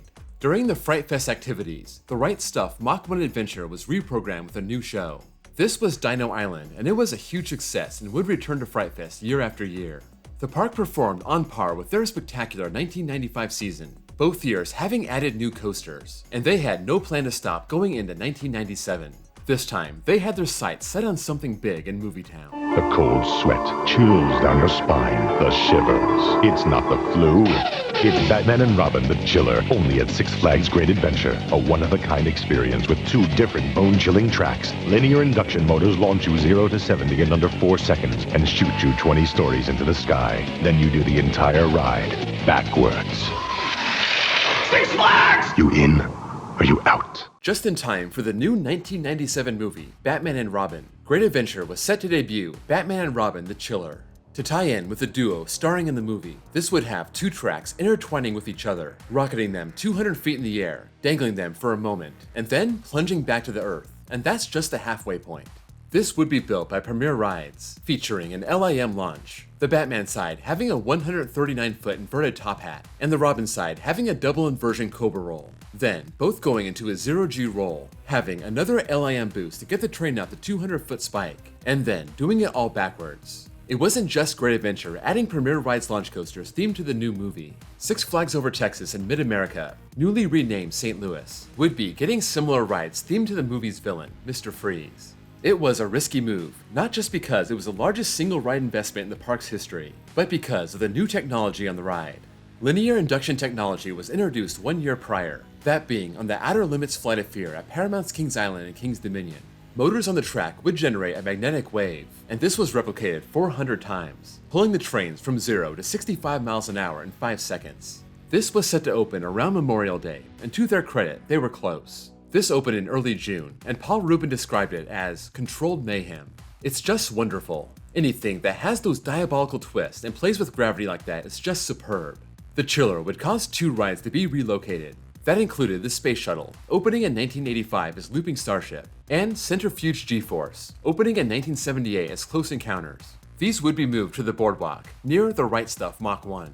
Chiller would also take the place of Phileas Fogg's balloon ride, opening in 1975 as Panorama Wheel, but that would not be finding a new location. The Chiller was a big upgrade, of course, but soon the ride fell silent. 2 weeks after its grand debut, right before the Batman and Robin film was released in theaters, the park announced it would be shut down for a few weeks while they adjusted the motors. They wanted to get the ride back open for July, but July came and went and there was no end to the closure in sight. At this point, the park spokesman said it was likely it would not reopen until 1998. Vincent Lupinacci noted how the closure was hurting attendance, not having that new coaster to draw in new crowds like they had the last 2 years. It would drop 8% from 1996, finishing at 3.7 million. The park did have one new attraction, Daredevil Dive, an upcharge attraction called the Sky Coaster, harnessing up to 3 people, lifting them up 175 feet, dropping down and swinging at 60 miles an hour. The price ranged between $15 and $25, all depending how many people were riding. While maintenance crews were rushing to get Chiller ready for the 1998 season, there would be another earth-shaking move at the top. Time Warner sold its remaining share of Six Flags to Premier Parks, a deal worth $965 million, and after you add in the debt they would take on, the price was really $1.9 billion. Based in Oklahoma City, Premier already had 13 parks, and they would be adding 12 more with this deal, becoming the number 2 park operator in the country, just behind the Walt Disney Company. Time Warner wanted to pay off more of their enormous debt and get back to their main focus of entertainment, publishing, and their cable business. Premiere would also acquire the rights to use the Looney Tunes characters as well as the Time Warner properties, having a 55-year renewable license to do so. Right away, Great Adventure said nothing would change in the short term, and this did not jeopardize their expansion. The 1998 season would start on April 9th, and Chiller would be ready. Per Vincent Lupinacci, "It will be well worth the wait. If we opened last year, we would have inconvenienced guests. It would have been shut down on the hour every hour. We expect it to be the ultimate thrill ride." For those not looking for a thrill, the park would debut a laser light show, as well as a fireworks show tied to the animated movie Quest for Camelot, another Time Warner production despite the company being out of the business. The park would also start phasing beer back into the mix, hosting a Blues, Brews, and Barbecue music festival and deciding to try to serve beer in 2 different locations. This was the first thing Ray Williams cut out to fix the park's problems back in 1987, but more than 10 years later, park officials felt like it could be executed and controlled to make it as safe as possible. Before Great Adventure could even open up for the season, they had a glimpse of how aggressive Premier Parks was when it came to investment. They started teasing a one-of-a-kind thrill ride coming in 1999, lasting 3.5 minutes and twisting through 7 inversions, built by Bolliger & Mabillard, the same company that brought Batman the Ride to the park. Vincent Lupinacci said, "It's like you're in a flying chair." The ride hadn't even been approved by the township yet, but they felt like building the hype by making it public a whole year before it would open. But that would not be the end of it, not even close.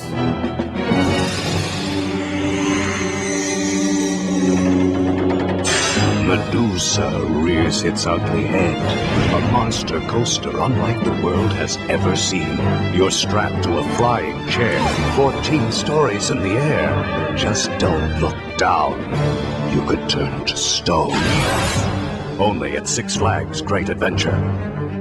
Medusa was just the tip of the iceberg. Great Adventure was set to invest $40 million, more than double the amount of any other year in the park's 25-year history.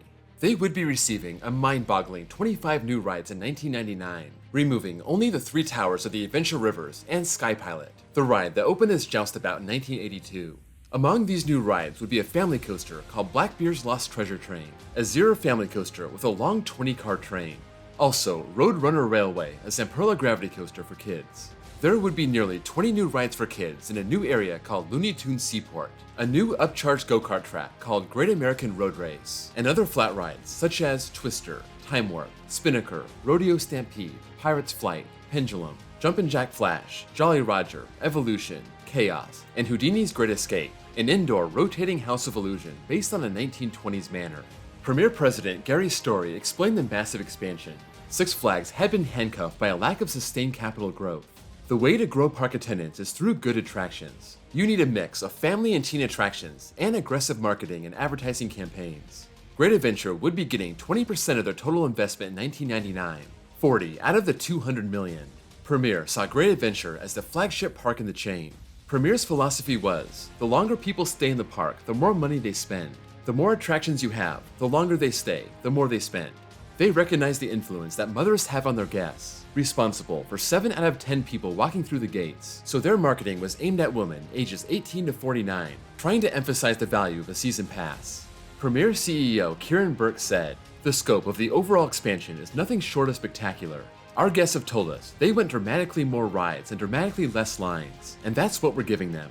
Great Adventure officials were equally excited, calling it their renaissance, their breakout season, an all-out war on lines, and a rite of passage from a great amusement park to a super park. Despite the chiller being open throughout 1998, attendance fell for a second straight year, down to 3.5 million, a 5% decrease. Premier was convinced they could do better. Now, with 50% more rides from the year prior, setting a new Guinness World Record at 76, New Jersey Governor Christine Todd Whitman paid Great Adventure a visit, stating, "It is critical that destinations like Six Flags continue to make themselves even more attractive. This is a wonderful boost for tourism." By the end of June, the park was reporting the best attendance ever, part of that being the massive ride collection, but also the steady ticket price, not rising from 1998, $39.20 for adults, and half that much for kids under 48 inches, 1960. Adding 50% more rides also meant a big demand for workers, and Great Adventure was so pressed for help they started offering free rides to the park, sending buses out to towns with lots of workers to pick up those who couldn't drive, especially the 15-year-old employees. Still, there were days when 10 to 15 rides had to close just because they didn't have enough staff. All the investment paid off. Attendance rose 11%, back up to 3.8 million, making Great Adventure the 10th most popular park in the country.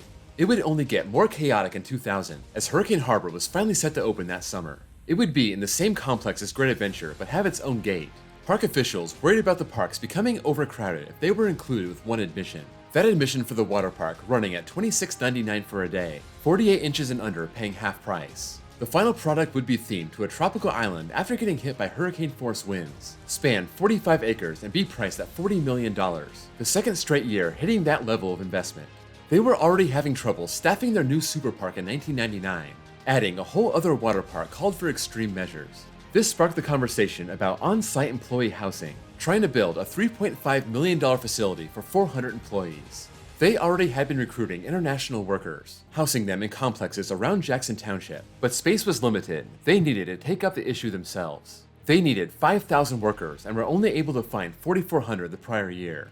Governor Whitman gave a speech on Hurricane Harbor's opening day, joined by Bob Denver, Don Wells, and Russell Johnson, better known as Gilligan, Mary Ann, and the professor from Gilligan's Island. They cut the ribbon to signal the opening of the million-gallon wave pool. The biggest challenge Hurricane Harbor faced in 2000 was a rainy summer, but despite the bad weather, the water park met its goals. Six Flags put all their eggs in the Hurricane Harbor basket in 2000, so there would be no new rides added to Great Adventure. They drew in people with other events, including a new show called The Imperial Warriors of the Qin Dynasty, taping an episode of MTV's Real World, working with Univision to host Latin Fest, and inviting 30 couples to marry during Fright Fest, calling it the Hollow Wedding. However, they would hit the ground running in 2001. Now, at Six Flags Great Adventure, feel the blast! Nitro explodes, blowing away every other coaster. Ignite your senses with Nitro! Our biggest coaster ever! Now at Six Flags Great Adventure, the mother of all coaster parks! Throughout the winter, people were noticing a lot of activity in the back of the park, but could only speculate on what it could be. On February 1st, the park confirmed the 230-foot, mile-long Nitro. Built by Bollinger & Mabillard, the same company behind Batman the Ride and Medusa, this would be their hypercoaster model they introduced 2 years prior, focusing on height, speed, and airtime without going upside down.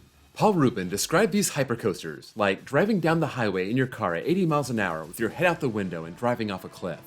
Heading into 2001, the economy started to weaken, but park officials were still optimistic about drawing in local crowds. The price for a one-day ticket was $45.99. That included the Wild Safari. Before the season started, they also lost their founder. Warner Leroy died on February 22, 2001 at the age of 65. He hadn't been involved in the park since selling his stake to Time Warner in 1993, but none of this amazing complex would exist without him. Leading up to opening day, the park hosted a Survivor-type contest, inviting 100 people to camp out between April 4th and 6th, all of them being able to ride Nitro at 6 a.m. on the 6th, but the winners would get the front row on the first train. They would take part in competitions like a quiz on the ride stats, a relay race, and a balloon toss. However, the hardest challenge was sleeping in tents while the spring temperatures dropped below freezing. Opening day was April 7th, and despite the cold temperatures, people flocked to Nitro. It got rave reviews. Nitro drew long lines, but starting in 2001, there was a way to avoid it. Fastlane. Free of charge, guests could visit the Fastlane office in the front of the park and reserve a time to return on Nitro, Batman the Ride, Medusa, Batman and Robin the Chiller, Great American Scream Machine, and Skull Mountain. This was modeled after Disney's Fast Pass, introduced in 1999. Great Adventure also went to Jackson Township to approve a helicopter ride. Guests could pay an extra fee and be taken on a helicopter tour, similar to what other parks have been doing around the country. This was part of a push to add upcharge attractions to the park. In 2001 alone, they added Alcatraz the Ride, Slingshot, Speed Sports, Turbo Bungee, and Turbo Force, taking their number of upcharge attractions from 2 to 7. One ride that would not be part of the season was Spinnaker, the Octopus Ride, added as part of the massive onslaught of rides in 1999. Viper would also be out of commission for the entire year, the park making an effort to smooth out the track as complaints started to mount. There was also one ride getting a big upgrade. The Robin side of the Chiller would replace his over-the-shoulder restraints with a lap bar, and the following year, the Batman side would follow suit. Attendance exceeded the park's expectations, but one night in April brought back bad memories of the past, as 4 people were arrested in what was described as a melee, as well as an armed robbery of multiple park guests. This reignited the discussion about security, as local police and the park tried to work out a plan. However, everything would change after the September 11th terror attacks on New York City and Washington, D.C. Security became paramount, and parks invested more money in security, insurance, and marketing, trying to lure back people weary of public spaces. Great Adventure guards would start searching every bag at the front gate. They also wrestled with the right time to reopen the park, especially with the attacks happening so close to home. They did open the weekend after the attacks, not expecting big crowds, but thought it was important to heed the president's message of keeping life as normal as possible. Fright Fest would begin shortly after, and it would have an entirely different look. Less focus on villains, more focus on heroes, less horror and gore, and more positive and happy vibes. The park would also start offering free admission for firefighters, police, and first responders. By the end of the year, the attacks seemed to hurt the business of large parks that required more travel, but regional parks like Great Adventure did not see a drop-off in business. In 2002, no new rides would be added, but 5 rides would be removed. The upcharge Slingshot was leased the prior year, and that lease expired. Centrifuge G-Force had been at the park since 1978, opening as Close Encounters. 2 other rides from 1999 would be gone, Pirate's Flight and Time Warp. 2002 would focus on families and renovation, painting, paving, refurbishing areas of the park. They would introduce the Dolphin Discovery Show, featuring bottlenose dolphins and California sea lions. They would add a daily parade, water skiing show, acrobatic circus, and a fireworks display focused on celebrating America. The park would also put on themed festivals: Mardi Gras, Caribbean, Gospel, Sports, Irish, Scottish, Greek, Mediterranean, Asian, Italian, and Latin American. The biggest addition for the year was the Winter Lights drive-thru, putting up 1 million lights around the park, firing them up every night from mid-November all the way to New Year's Day, extending the season longer than it ever had before. This would range between $13 and $16 per car and $150 per bus, with discounts available for season pass holders. 2002 also brought in the first rumblings of trouble at the top. Premier Parks had been very aggressive across the chain over the last 3 years. Great Adventure alone seeing $80 million in new investment between 1999 and 2000, and over that time, Premier flooded their parks with over 40 roller coasters. Late in the summer of 2002, Six Flags stock plunged over a poor earnings report, citing an 11% dip in attendance, and pointed out 3 parks in particular: Over Texas and Dallas, Worlds of Adventure in Cleveland, and Great Adventure. It was true. 2002 saw attendance fall by 8%, partially because of a struggling world economy, and the family activities and festivals not drawing in the same crowds as a new coaster. They would try to rectify that in 2003. Only a new coaster that tilts into a flying position before takeoff, then sends you soaring like a bird, like a plane. Only a one-of-a-kind experience this powerful, this spectacular, is worthy of the name Superman Ultimate Flight. Superman Ultimate Flight would be unlike anything Great Adventure had ever seen. They went back to Bollinger and Mabillon for their newest model, their flying coaster that was introduced in 2002. Riders would sit 4 across under the track, and then the seats would flip into the flying position, and riders would feel like Superman, flying across the landscape, that being a part of the parking lot they carved out next to the Great American Scream Machine. This would start with a 100-foot drop and have 2 inversions, its signature element being a 78-foot pretzel loop. It would be the first coaster to use a Time Warner character since they sold their interest in Six Flags in 1998. Superman opened on April 17th to rave reviews, but 5 hours into its opening day, it tripped a sensor and was shut down for the rest of the day. They had to call in state inspectors to get their approval, and it was back open the next day. That was a minor setback, but the chiller would have a much more significant issue later in the summer. The ride had a defective photo eye, causing the launch to be slower and caused the ride to valley, leaving some of the 20 riders stranded upside down. The ride would close for a few days while they tried to replace the part. The one other new ride was Eruption, a new slingshot ride to replace the one they lost, but they would say goodbye to other upcharge attractions, Speed Sports and Turbo Force, those lasting only 2 seasons, as well as Evolution, another ride added from 1999. Despite their new coaster, attendance dropped 3% down to 3.15 million.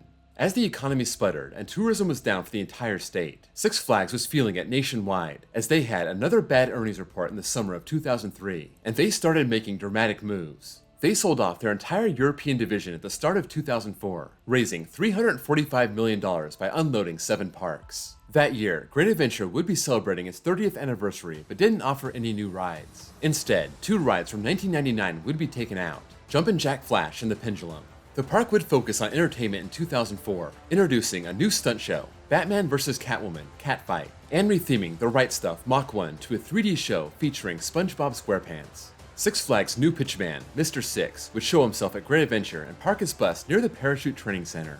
Six Flags continued to tumble, its stock dropping 25% in one day following another drop in attendance in the first half. For many parks, this was a time to scale back, save money, and reevaluate what to do next. Great Adventure did not take that path. In fact, they had their sights set high. Very high. Actually, higher than anyone had ever gone before.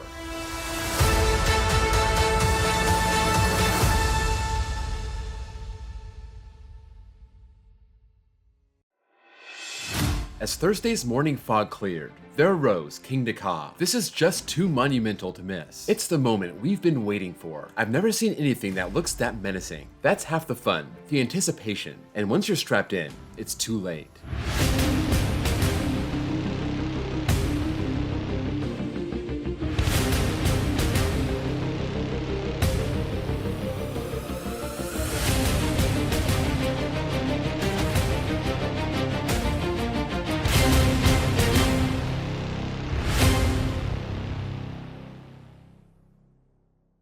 As 2004 was coming to an end, Six Flags was searching for answers. Bill Gates and Daniel Snyder were heavily invested and wanted change at the top, and Snyder poured over $34 million into the company and took his seat as chairman of the board.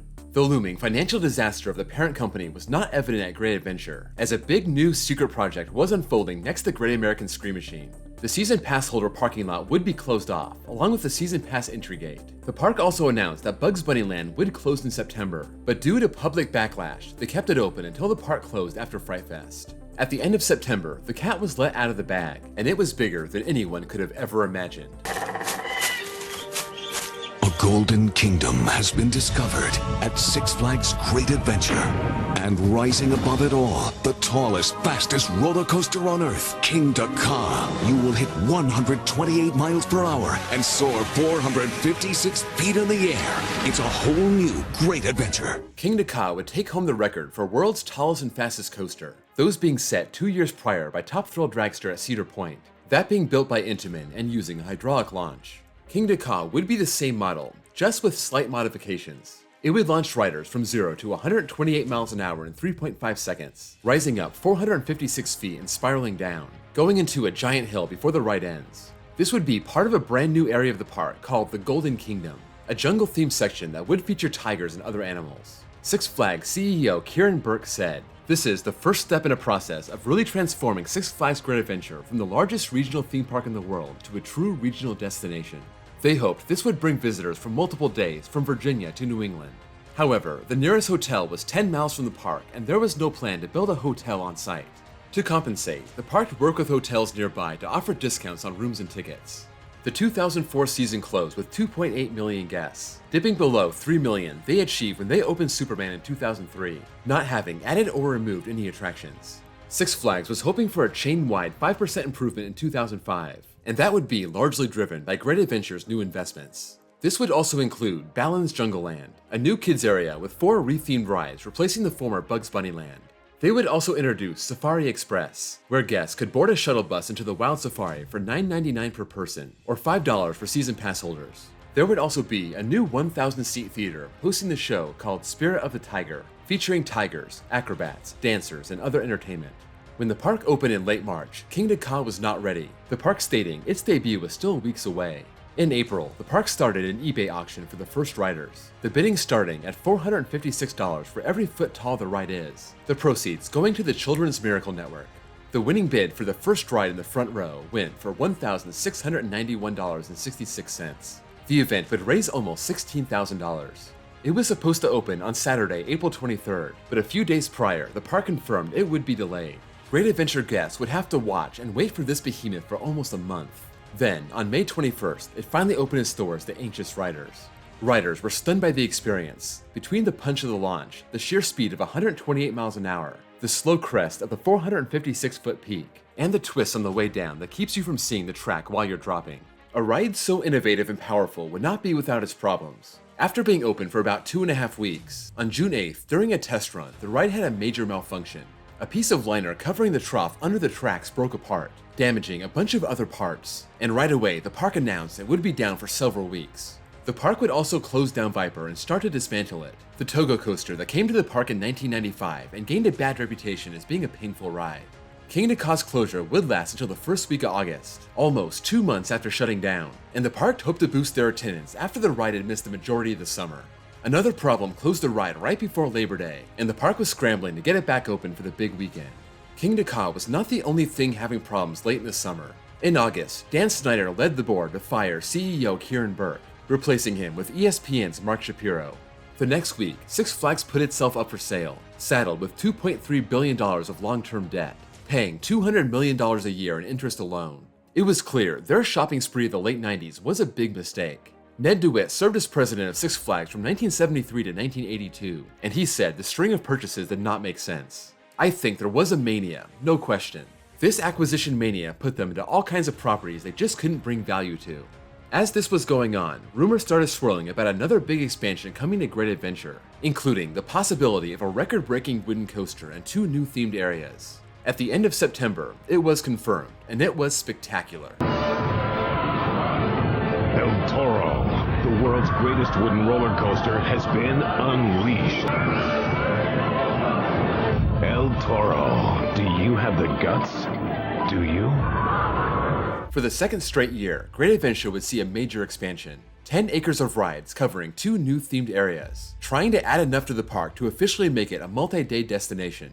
El Toro would be a wooden coaster, but it would use laser-cut track, prefabricated from Intamin's factory. 181 feet tall and 4,400 feet long, it would have the steepest drop on a wooden coaster at 76 degrees. It would use the land occupied by Viper and even use the same station. This would be the main attraction of Plaza de Carnaval, and it would be joined by Bugs Bunny National Park, a new kids area with 6 rides. Finally, Great Adventure submitted plans for a 500-room hotel on the property, this set to open in the spring of 2007. By the end of 2005, Six Flags took themselves off the market and decided to move their headquarters out of Oklahoma City and into New York City. The stated goal was to be closer to the entertainment industry, but it also made Great Adventure the closest park to the new headquarters. Mark Shapiro was at the helm now, but it was clear that he was not a big fan of El Toro, or any major coaster for that matter. Building a big coaster for attendance and profits, that's a recipe for disaster. He said you can't top yourself by building a blockbuster ride every year. It just added too much to the debt. Shapiro's vision was to appeal to families. It was cheaper and would bring in clientele that would spend more money in the parks. For Great Adventure, that would mean more characters in the park. Six Flags had just signed a deal with DC Comics to add the Justice League heroes, and those characters would join the Looney Tunes characters, and they would take part in the new Brunch with Bugs, families paying a premium to eat with the characters. Per the newly hired general manager of Great Adventure, Ron Severt, a child shaking hands with Batman is just as valuable as a child getting a ride on one of these coasters. There would also be more parades, and a no-smoking policy except for designated areas. Several rides would be removed at the end of the year, including Chaos and Rodeo Stampede that came to the park in 1999, Rotor, which opened a year after the park, but they would add a new family ride in Plaza de Carnaval, Tango. Even with the new management focused on family rides, El Toro was getting ready for its grand opening in mid-June, and once it welcomed in its new riders, it became not just a contender for the best ride of 2006, but a contender for the best ride in the world. Per Ace member Coastin' Steve O'Donnell, "It's the best coaster of any kind I've ever ridden. It's better than I ever thought. I knew it would be good, but it's incredible." Others marveled at the prefabricated wooden track, offering a wooden coaster experience unlike anything else in America. "It's one of the best coasters ever built. It's the smoothest wooden coaster on the planet." One day after El Toro's grand opening, Mark Shapiro issued his mandate for change. "Every day we find something that's wrong with this company. It's a total fix-up. I'm trying to lose the image of a teenage loitering park to become a family-friendly park. I want to turn Six Flags into an interactive supermarket of entertainment." To help pay off debt, Shapiro also explored selling off 6 of their parks. That included Magic Mountain, one of the chain's flagship parks that was packed with huge coasters, but that did not meet Shapiro's vision. That didn't happen, but several smaller parks were sold off at the beginning of 2007. He would also put out a guest code of conduct, focused on profanity and a dress code. The price of tickets would also rise to $59.99 to keep the teenagers away, and that did hurt their overall attendance numbers by as much as 14%. While El Toro was thrilling guests, King Ka had a better season despite a 3-week closure in April. On the other hand, Batman and Robin the Chiller was having its own problems. In June, the Robin side had a wheel assembly break apart, causing damage to the track and train. It would be shut down for the rest of 2006, and Premier Rides came in to fix the ride. They would redesign the wheel assembly and remove the zero-G rolls before the spikes. This would allow the Robin side to reopen for 2007, but the Batman side would remain closed. 2007 would not see another huge coaster. Instead, the park would open a 4th area for kids, Wiggles World. This would be the 3rd straight year with a new kids area, located in front of the Looney Tunes Seaport. This was using land that had been used by Riptide, the log flume that had opened as Hydroflume in 1975. That was removed before the 2007 season, along with Stuntman's Freefall that was added in 1983. Also gone was Spinmeister, the Enterprise that was added in 1979, and Alcatraz the Ride, the upcharge attraction that was added in 2001. Removing old rides was another strategy by Mark Shapiro, cutting labor and operating costs, and there was another huge purge at the end of the year. This included Flying Wave, a park original, Space Shuttle, the ride that opened as Looping Starship in 1985, Movie Town Water Effect, the Shoot the Chutes ride that opened in 1987 as Splashwater Falls, and Batman and Robin the Chiller. It only operated 1 year after being overhauled, the Batman side never seeing action, Robin going solo, and 2007 would prove to be the final year. Great Adventure would lose a coaster but would not walk away empty-handed. The park would still get coasters under Mark Shapiro. They would just look a lot different. In a world of darkness, rages an epic battle between good and evil in a journey so twisted, so insane. You'll wish it was only a movie. Because if you're not afraid of the dark, you will be. The all-new Dark Knight Coaster. At the cost of $7.5 million, Great Adventure would be one of 3 Six Flags parks to receive the Dark Knight Coaster. This was set to open alongside the blockbuster summer hit of 2008 sharing the same name, starring Christian Bale as Batman and Heath Ledger as Joker. It would be a mock Rides Wild Mouse coaster inside a giant show building, having a theme queue and keeping his theme throughout the ride. It would fit Shapiro's vision as a family-friendly coaster, and playing off the popularity of the biggest movie to open that year. Six Flags was banking on the Dark Knight being big for them, as by the end of 2007, things went from bad to worse. Attendance was plummeting and so were profits. 2007 marked 9 years since the company turned a profit. This was a long-term spiral, and it was only made worse with a bad economy. That led to a $10 price drop at the gate, from $59.99 to $49.99. Six Flags also looked to cut expenses by slashing their advertising budget. 2008 turned out to be a good year. Attendance was up, and the park had yet another new general manager, Mark Kane, coming over from Six Flags New England, and he quadrupled the security force, added way more trash cans, and emphasized customer service training. The park had gained a reputation of being dirty, guests were rowdy, and employees didn't enforce the rules. The focus to clean up the park's image, along with the Dark Knight coaster, helped the park have a successful year, and Six Flags as a whole pulled out of their tailspin. But it was too little, too late.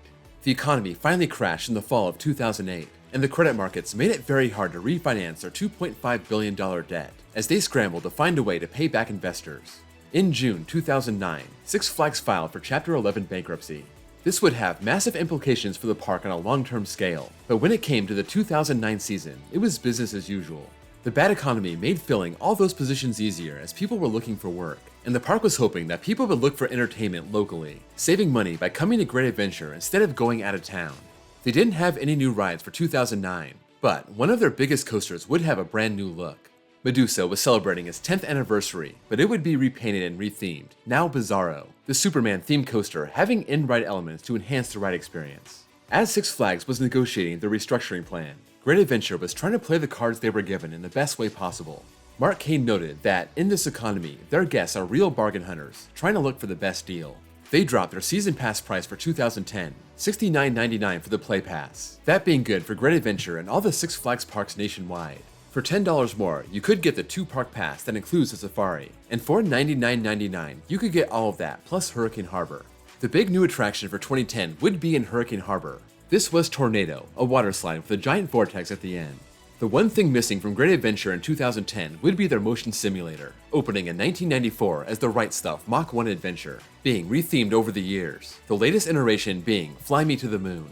During that 2010 season, the park brought on a new president. Mark Kane was out, John Fitzgerald was in. He started his career working in operations at Great Adventure, coming back home from his current position in South Carolina. Great Adventure also had its own fire department going back to the park's inception, and this program was officially terminated in 2010. The park's revised safety division taking over those duties. This local shakeup mirrored the massive changes from the top. The Six Flags headquarters were moved out of New York City and into Dallas, and Mark Shapiro was out as CEO, replaced by Jim Reed Anderson. The chaos that was Six Flags in the late 2000s would actually work out to Great Adventure's advantage, as they were getting ready to welcome in a major coaster looking for a new home. In brightest day, in blackest night, no evil shall escape my sight.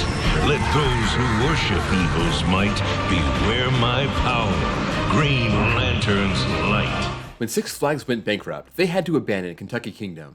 The land the park sat on was leased, and they were unable to reach an agreement with the Kentucky State Fair Board. The park would not open for the 2010 season, and Six Flags removed their massive B&M stand-up coaster called Chang, and decided it would be best served at Great Adventure. To make room for the new ride, the park had to say goodbye to their 21-year-old Aero Mega Looper, Great American Scream Machine. Chang would take on a new DC theme, Green Lantern, wanting to align with the new Green Lantern movie coming out in the summer of 2011. They would also be adding Slingshot, the upcharge attraction that replaced Eruption, removed at the end of the 2010 season. A new themed area called Adventure Seaport would open in the back corner of the park, that being where Nitro is. And their contract with the Wiggles came to an end in 2010, so Wiggles World became Safari Kids and the rides had to be rethemed. Coming off a solid 2010 season, Great Adventure was looking for a new marketing angle. Now, they would advertise the main park, the Safari, and Hurricane Harbor as one property instead of three. The Safari would have a new section called Safari Discoveries, where guests could see newborn animals in a nursery. In 2011, this would include 2 new bear cubs. Green Lantern was ready for action on May 25th, the first stand-up coaster in the park since Shockwave left almost 20 years prior. The track would be entirely green except for the first 122-foot loop. That would be yellow, symbolizing Green Lantern's weakness for yellow, and his nemesis, the Parallax. Having taken the ride apart and reassembled over 4,100 feet of track, Walter Bowser, the VP to Maintenance and Construction, said, "You put it together like a puzzle. Each piece was accurate to 1/8 of an inch." The park's first major coaster in 5 years was a big hit, and given Six Flags' precarious financial situation, big rides like this were few and far between, a big change from where the park and chain were standing 10 years prior. 2011 would be the final year for Turbo Bungee, but 4 new rides would flood into the park in 2012, part of the new Adventure Alley section of the park, taking a section from the west side of the Fantasy Forest. Air Jumbo, the Rotating Elephants, Deja Vu, the Scrambler, Fender Benders, the Bumper Cars, and Sky Screamer, the 242-foot Funtime Skyflyer, billed as an extreme swing. This would open by inviting 30 Elvis impersonators to take the first ride in mid-May. Hurricane Harbor would also add another big slide called King Cobra, standing 5 stories tall. The park was finally seeing solid investment again, and Six Flags' outlook was improving. The company had $1 billion of revenue in 2011 and a net income of $13.1 million, giving confidence to investors and the stock price doubling from May 2010 to February 2012. Playing off their successful Grape Adventure wine tasting in the Safari the last 2 years, Great Adventure would introduce Brouhaha in 2012. Guests could visit the Old Country Picnic Grove and have their choice of 50 beers, plus an all-you-can-eat buffet while enjoying stand-up comedy. Tickets would range from $35 to $75, depending if you were a pass holder and if you wanted to stay in the park after. July would bring about a pair of bird incidents. First, on Congo Rapids. A goose landed on the conveyor belt, and despite the efforts of the operators to get it to move, it would not. So, they restarted the ride, and the goose would still not move, so it was trapped and killed in front of guests. The story sparking outrage among animal activists. 11 days later, a boy was injured when a pigeon hit him in the neck while riding King Ka, returning to the station covered in feathers and blood, his neck swelling up, and Great Adventure offered to pay the boy's deductible from his trip to the hospital. Luckily, he was not seriously injured. While guests were getting up close and personal with animals in the park, they would no longer be able to do so in the Safari in their own cars. The park announced September 30th would be the final day for the Do-It-Yourself Tour. Starting in 2013, the Safari would be part of Great Adventure, now called Safari Off-Road Adventure, able to gain access from inside the park, and thus making Great Adventure the world's largest theme park, about 10 acres bigger than Disney's Animal Kingdom. Guests would board open-air safari vehicles and be escorted around the entire course. This was the main attraction for the 2013 season and would roll out in late May. When the park opened for the year in March, they started with a benefit concert for the victims of Superstorm Sandy, devastating the east coast of the US, especially New Jersey, in October 2012. The headliners were Grammy winner Neo and the cast of MTV's Jersey Shore. The concert would be free with park admission, and a portion of ticket sales would benefit the United Way. For the first time, season pass holders would be offered a dining pass, $69.99 for a whole season of lunch and dinner, an effort to try to get daily ticket holders to buy a season pass. Hurricane Harbor would see yet another major addition. This time, it was the Big Wave Racer, where 6 sliders could race each other at a time. Guest satisfaction was rising as Six Flags was becoming more profitable. The plan set in motion by Mark Shapiro and carried on by Jim Reed Anderson was working, focusing on family rides first and foremost, and removing old and outdated rides that were no longer helping the park. At the end of the 2013 season, Great Adventure announced the closure of Rolling Thunder. After 35 seasons and 42 million riders, the racing wooden coaster would be no more. This would not sit well with everyone, as one woman started a petition on change.org to save Rolling Thunder, but it was to no avail. Already dwarfed by its more modern wooden neighbor, El Toro, Rolling Thunder was dismantled, except for one section that remains under El Toro, a lasting tribute to park guests who know where to look. The park had good reason to remove the coaster. They had to clear a path for something big, something huge. In fact, something that reaches heights that nobody had ever seen before.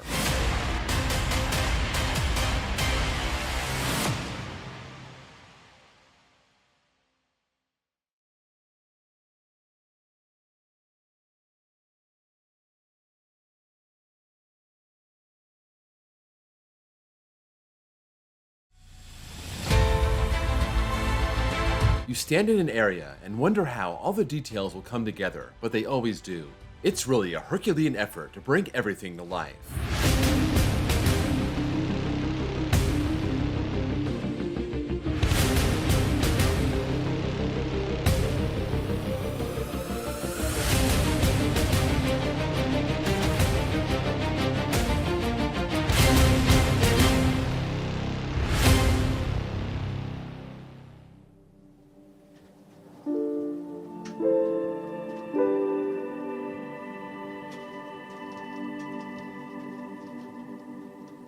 For a lot of people in New Jersey, I think that's been their first big roller coaster. It's kind of a big deal. It's a work of art. It's a fantastic ride. I would just love to make them think about how they're affecting families. Over the past 34 years, Rolling Thunder had left a mark on the fans of Great Adventure. It had been around for so long. Parents were able to make fond memories of it as kids, and once they grew up, they were able to make new memories with a new generation of riders. But Great Adventure fans would not be left empty-handed. This was being done to pave the way for the big new addition for the park's 40th anniversary.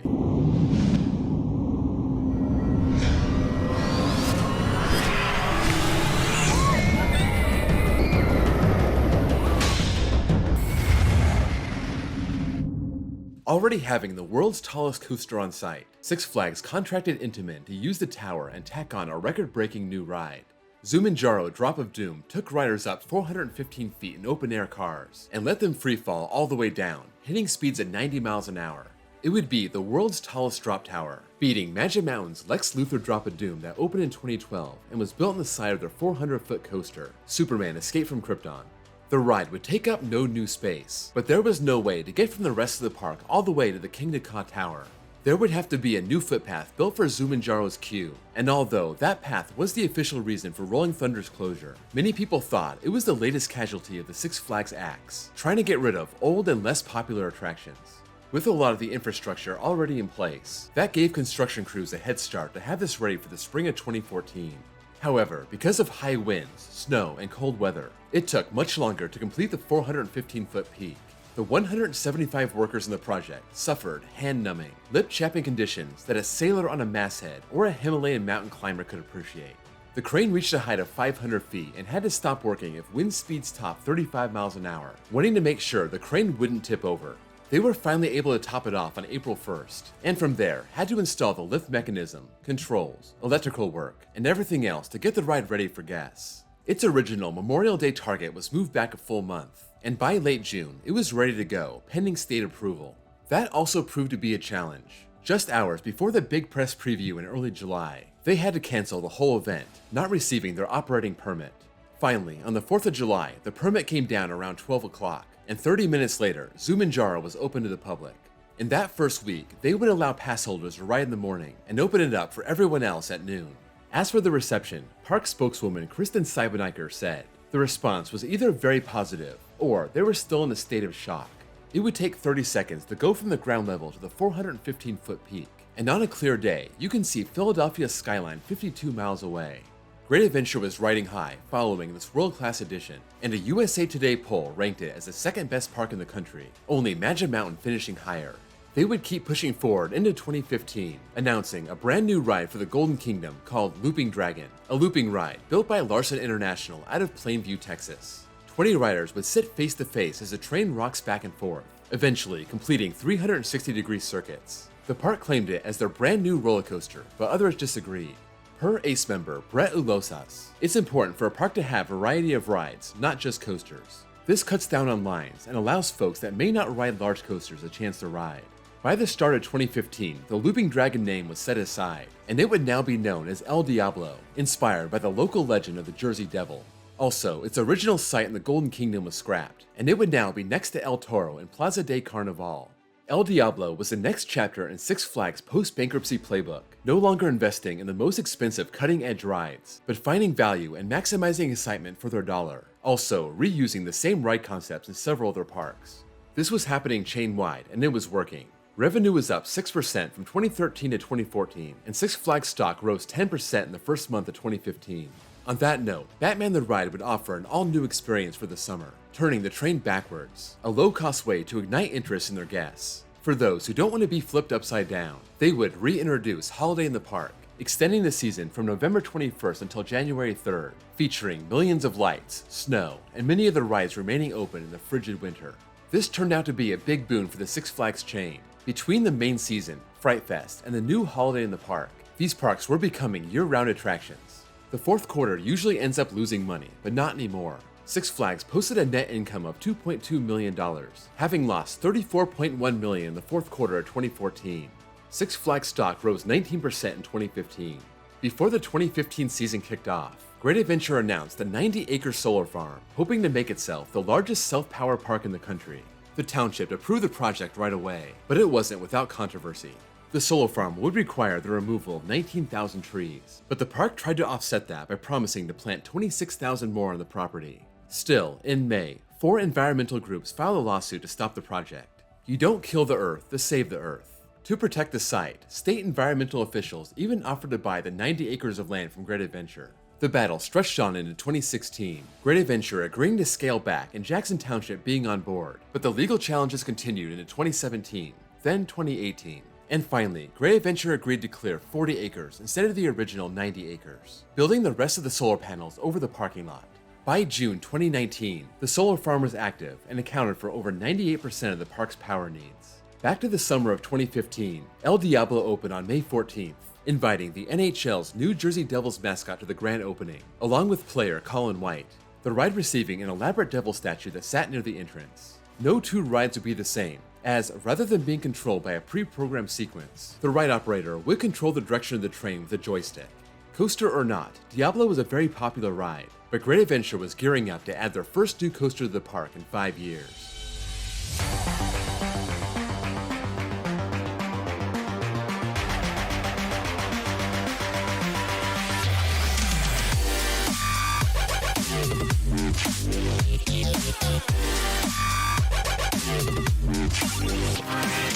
A brand new type of coaster was set to arrive at Great Adventure for the 2016 season. Total Mayhem would be built by S&S Worldwide, this called a free-fly coaster. There was one other installation in the world, Batman the Ride at Six Flags Fiesta Texas, opening in 2015. Great Adventure getting the second, and Six Flags would go on to add 5 more over the next 3 years. It starts with a 120-foot vertical lift, the car sitting on either side of the track, and it would use gravity to flip the seats around as the car went over small hills and dove under itself. Total Mayhem seemed to be the perfect name for a coaster like this, but in January 2016, the park announced it would instead be called the Joker, using a green and purple track instead of red and orange. This would open in time for the 2016 blockbuster Suicide Squad, starring Jared Leto as the Joker and Margot Robbie as Harley Quinn. To fit the overall theme, the coaster right next door, Blackbeard's Lost Treasure Train, would be renamed Harley Quinn Crazy Train. The one ride that would be missing from the 2016 season was Music Express, having last operated in 2007, shut down to save money right before the chain filed for bankruptcy. Its cars were already sent to Magic Mountain for an identical ride. Now, it was finally removed from the park. The Joker held its soft opening on May 26, and it operated for about 45 minutes before shutting down, a series of technical issues closing the ride for the day. For the few lucky ones who got to ride it, they were impressed by the chaos. It's just acrobatics paired with Olympic gymnastics, 100 feet in the air. Down the pathway in Plaza de Carnaval, an unfortunate trend was starting to rear its ugly head. On August 19th, a woman was taken to the hospital after getting hit in the face with an object while riding El Toro.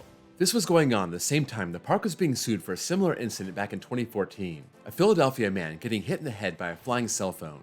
This would lead to strict loose article policies on not just El Toro, but also King Ka, Joker, and other new extreme coasters in their future.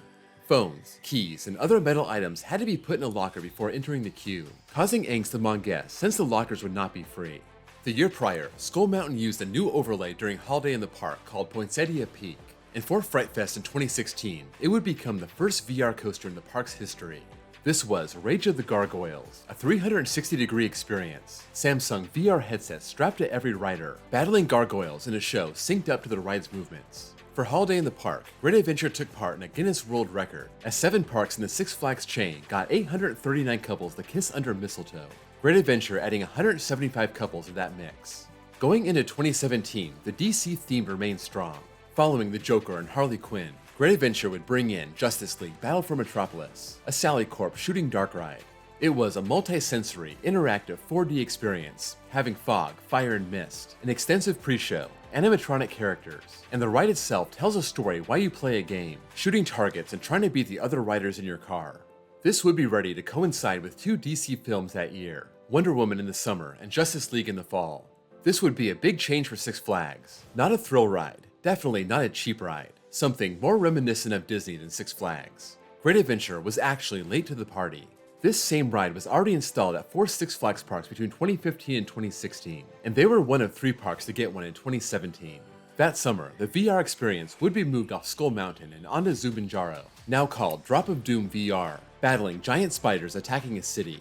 Where VR on Skull Mountain made more sense as a dark indoor coaster, some were questioning why they would put VR on Zumanjaro, a ride where the view is such a major part of the experience. As the summer of 2017 came to an end, Great Adventure was honored by Amusement Today's Golden Ticket Awards, naming El Toro the world's best wooden coaster for the second time.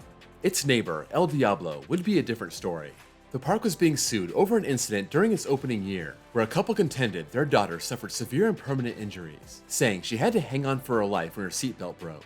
The family notified the ride operators after the incident, and after examining the seat, they shut the ride down. Diablo would only last one more season in the park, being removed at the end of 2018, moving across the border to reopen at La Ronde in 2019, now known as Chaos. The park would host their successful Holiday in the Park event once again, and they plan on setting a Guinness World Record for the world's largest snowball fight. However, that was cancelled because of, ironically, a snowstorm that shut the park down entirely. It was a snowy winter, and a bad nor'easter would even force the 2018 opening back a whole week, from March 23rd to March 30th. Great Adventure's big addition for the season would be Cyborg Cyberspin, an ABC Rides Turbolon, another DC-themed ride. It would open right next to Justice League Battle for Metropolis, and it would be very impressive looking, twisting riders around 3 different axes, rising up 70 feet in the air, spinning riders forward, backwards, and sideways at the same time. For those who sought disorientation in a different way, the first ever Food and Brew Festival would be held at the end of August. This would take place on the lake near Joker, featuring more than 40 seasonal craft beers. They would also enhance their seasonal events, starting with the Coffin Challenge during Fright Fest, where 6 randomly selected people would have to spend 30 hours in a coffin, vying for prizes like $300 in cash, 2 gold season passes, 2 Fright Fest haunted house passes, and the coffin itself, measuring 2 feet by 7 feet. 6-minute bathroom breaks would be granted every hour. Holiday in the Park would feature a brand new show, Wonder, a Cirque Spectacular, featuring acrobats and dancers. In addition to El Diablo, the 2018 season would see the removal of Autobahn, the bumper cars that had been abandoned since 2007, but Movie Town would be getting something huge in 2019. Who else but Wonder Woman can put a spin on thrills that will leave you breathless? Coming to Six Flags Great Adventure, DC's Wonder Woman, Lasso of Truth, the world's tallest pendulum ride, spinning riders through the clouds at speeds up to 75 miles an hour and plummeting 17 stories again and again. Get ready for Wonder Woman, Lasso of Truth. Built by Zamperla, this giant pendulum is known as a Giga Discovery. Wonder Woman Lasso of Truth would be the tallest of its kind in the world, 17 stories tall and reaching 75 miles an hour, spinning while launching riders into the air. This was a popular model in the Six Flags chain, and it would be no different at Great Adventure. For Hurricane Harbor, they would introduce Calypso Springs, the largest single investment into the park since it opened in 2000, a 100,000-gallon activity pool featuring an erupting geyser. While the main park and water park were enjoying popular new attractions, the safari was in some hot water. A report surfaced saying that Great Adventure did not have the proper permits to bring in endangered species. The permit had expired back in 2007, and since then, the park had imported 1 Siberian tiger and 8 red lekwus. The park had been referred to law enforcement by the U.S. Fish and Wildlife Service, citing possible violations of the Endangered Species Act. During Holiday in the Park, Great Adventure would host a Polar Coaster Challenge, hosting guests willing to ride Nitro with a t-shirt and shorts on a day with a high temperature of 37 degrees. Riders would have to sign a release form and a safety waiver before taking on this challenge. During the summer of 2019, there was a lot of work being done behind Nitro in the Adventure Seaport, and it was obvious something big was coming in 2020. The park released the teaser campaign, releasing a new clue each day, and by the end of it, we were left with 6 letters. Arranged correctly, they would spell YESRMC, or Yes RMC, and the Jersey Devil was unleashed.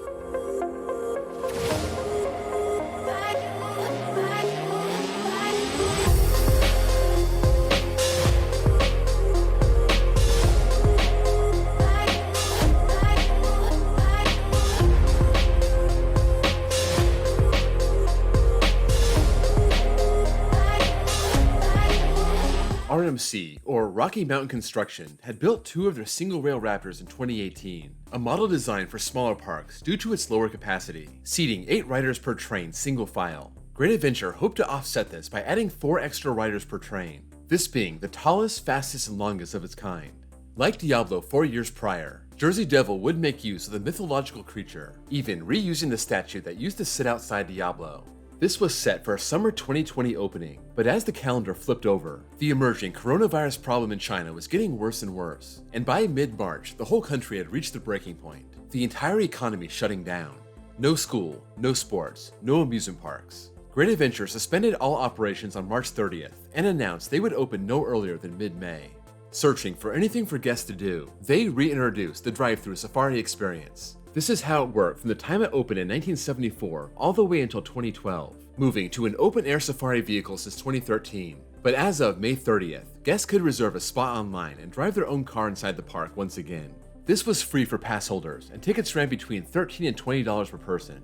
In late June, the park set an official reopening date of July 3rd, but it would not be business as usual. Every guest would have to wear a mask at all times. Temperatures would be checked at the front gate. There would be empty rows in the trains to separate riders, and there would be a reservation system in place, trying to limit the amount of guests coming through the gates.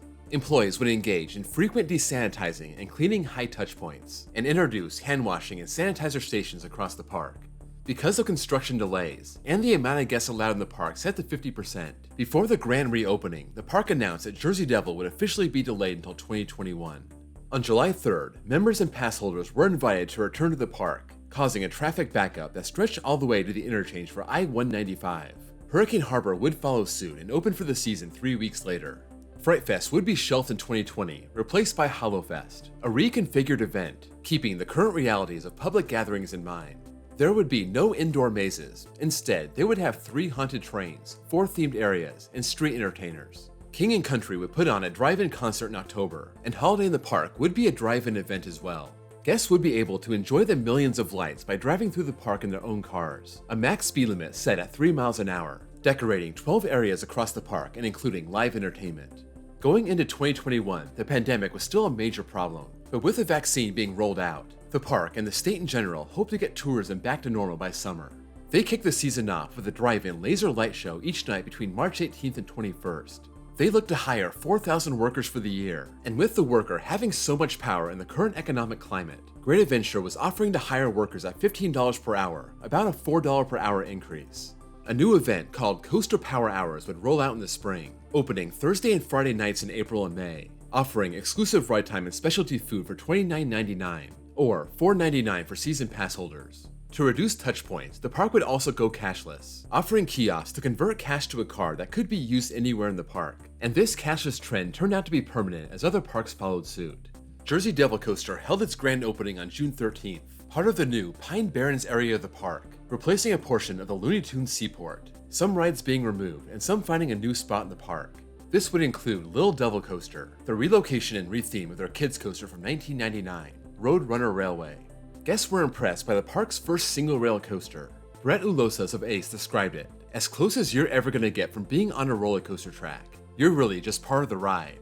This would open with mandatory lockers for cell phones and keys, keeping the trend of their biggest and newest coasters. 2021 was a step in the right direction to get life back to normal, but Great Adventure was part of an industry-wide phenomenon of ride malfunctions. It started on the log flume on Jersey Devil's opening day, a boat partially tipping over, sending 2 people to the hospital. Then, Nitro had to be shut down after a rider reported a lap bar malfunction. On the Joker, a boy came back to the station with a bloody head injury, being sent to the hospital. Then, one of El Toro's trains partially derailed, the upstop wheel coming on top of the rail, completing most of the course with its wheels out of place. The ride was red tagged and subject for inspection by the state. Ken Martin, an amusement park safety analyst, said that some employees might be rusty in their duties, and rides may have been impacted after being shut down without regular use. El Toro would be closed for the rest of 2021, working on making modifications to the train and getting sign-off from the state, including a report from the manufacturer explaining what happened and why it won't happen again.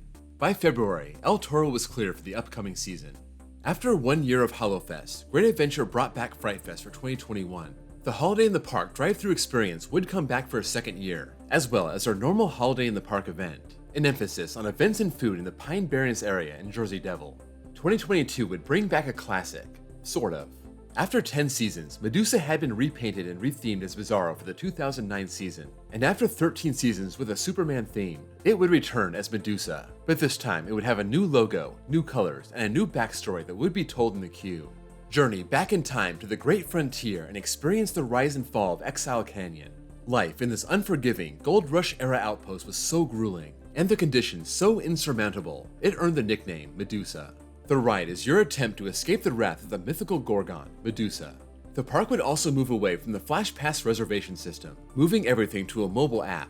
They would finish their renovation of Safari Kids next to Pine Barrens, now known as Junior Thrill Seekers, introduce single rider lines on Jersey Devil, El Toro, Nitro, and Medusa, and give Batman the Ride a fresh coat of paint for its 30th season.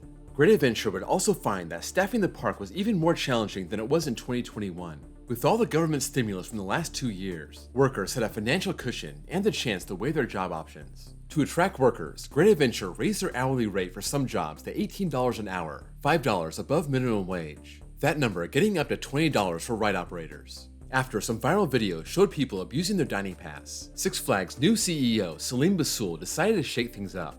No longer could you pay $80 for 2 meals and a snack on every visit.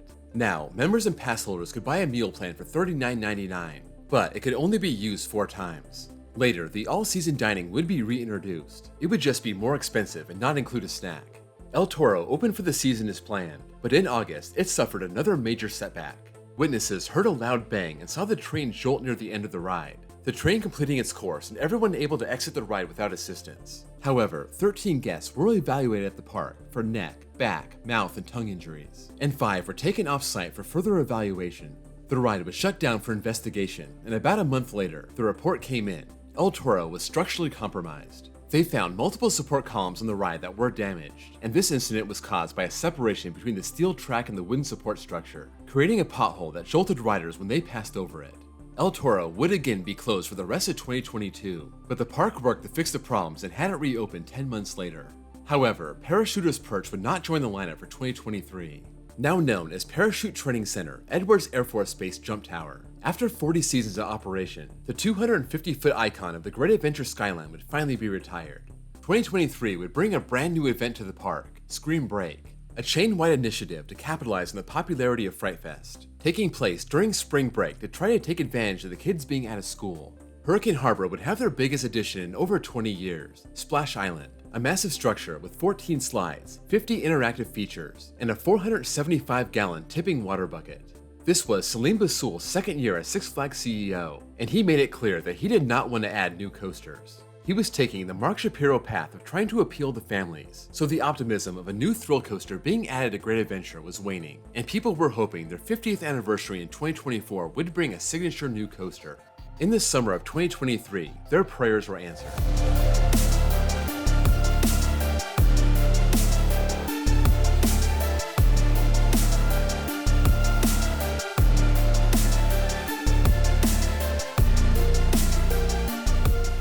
The Flash Vertical Velocity would be the first of its kind in America. Built by Vekoma, this was introduced in 2023 at a park in China, starting with a multi-pass launch, 2 inversions, and a forward and backward section over a thin layout. Although this was announced in August, Six Flags CFO Gary Mick said the opportunity to buy the coaster came about late in the game, and they took advantage. Perhaps a new coaster was not the original plan given Salim Basoul's vision, but with attendance down 33% chain-wide in 2022, the plan may have been adjusted. Because of the late addition, land clearing started in January, tracks started arriving in February, and the ride went vertical in April. The Flash was not the only thing in the cards for 2024. The lion statue would make a comeback, a park original that was set up on the road coming to the park, removed after the 2006 season and now greeting guests as they enter the park. There would be a new brick pathway with the return of Dream Street, where guests could have them engraved with a custom message for $149.99. This way, they could leave their mark on Great Adventure forever. They would also repaint and give a new light package to the Big Wheel, now regaining its original name, Giant Wheel, and the Sawmill Log Flume was closed the prior year, undergoing a major refurbishment and set to open in the summer. Congo Rapids would also revert to its original name, Roaring Rapids. The Safari Off-Road Adventure would return after the drive-thru was closed in 2023, now having the option to board a shorter safari within the park, or a longer safari outside the park, being able to board the vehicles at an outpost outside the parking lot. Finally, the Savannah Sunset Resort and Spa would open with 20 glamping suites, supposed to resemble African lodges. These would be located in the middle of the safari, including a spa, fine dining restaurant, breakfast, and access to all the parks, the cost being about $600 per night and requiring at least a 2-night stay. El Toro also got a much welcomed addition, free, small, double-sided lockers at the end of the queue, allowing riders to stash their phones and keys right before getting on the ride, scanning their temporary card to retrieve their items on their way out.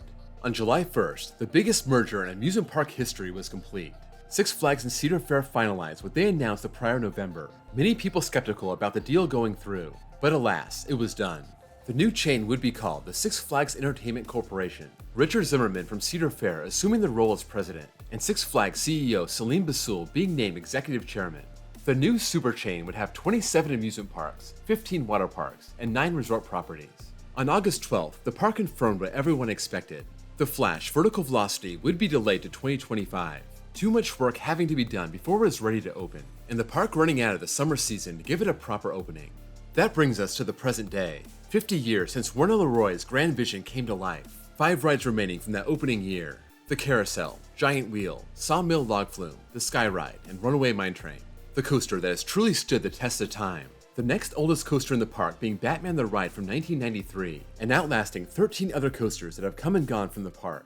Great Adventure has been through so much over the last half-century, thriving in the 70s and early 80s, almost destroying itself in the mid-80s. The great turnaround led by Ray Williams into the early 90s. The insane investment brought on by Premier Parks as part of their war on lines, setting the world height and speed record one year, and getting one of the best wooden coasters ever built the next. Seeing their parent company file for Chapter 11 bankruptcy, and the rebound from those depths into the 2010s, the pandemic of 2020, and here they are as strong as ever on their 50th anniversary under their brand new ownership.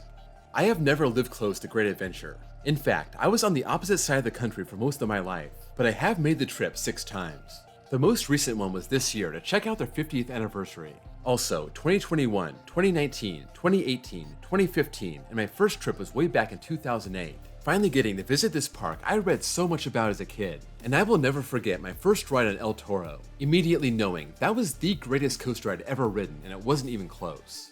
Thank you so much for joining me on this trek over the past 50 years, and special thanks to Harry Applegate and everyone involved in GreatAdventureHistory.com for making this project possible. As I was getting ready to start this project last November, I exchanged a few emails with Harry and he was gracious enough to give me access to the site's content. That was absolutely vital to illustrate the early years of the park. Harry passed away in January, so he wasn't able to see the 50th anniversary celebration, but Great Adventure put up a dedication poster just for him, that being right alongside Six Flags founder Angus Wynn and Great Adventure founder Werner Leroy. Great Adventure's biggest fan has his place in the park, and this episode is dedicated to him. If you enjoyed this documentary, please drop a like and share it with whoever may be interested. These full-length projects take at least 6 months of work from start to finish, so I appreciate the support. Thank you all for watching, and I will see you for the next big project in 2025.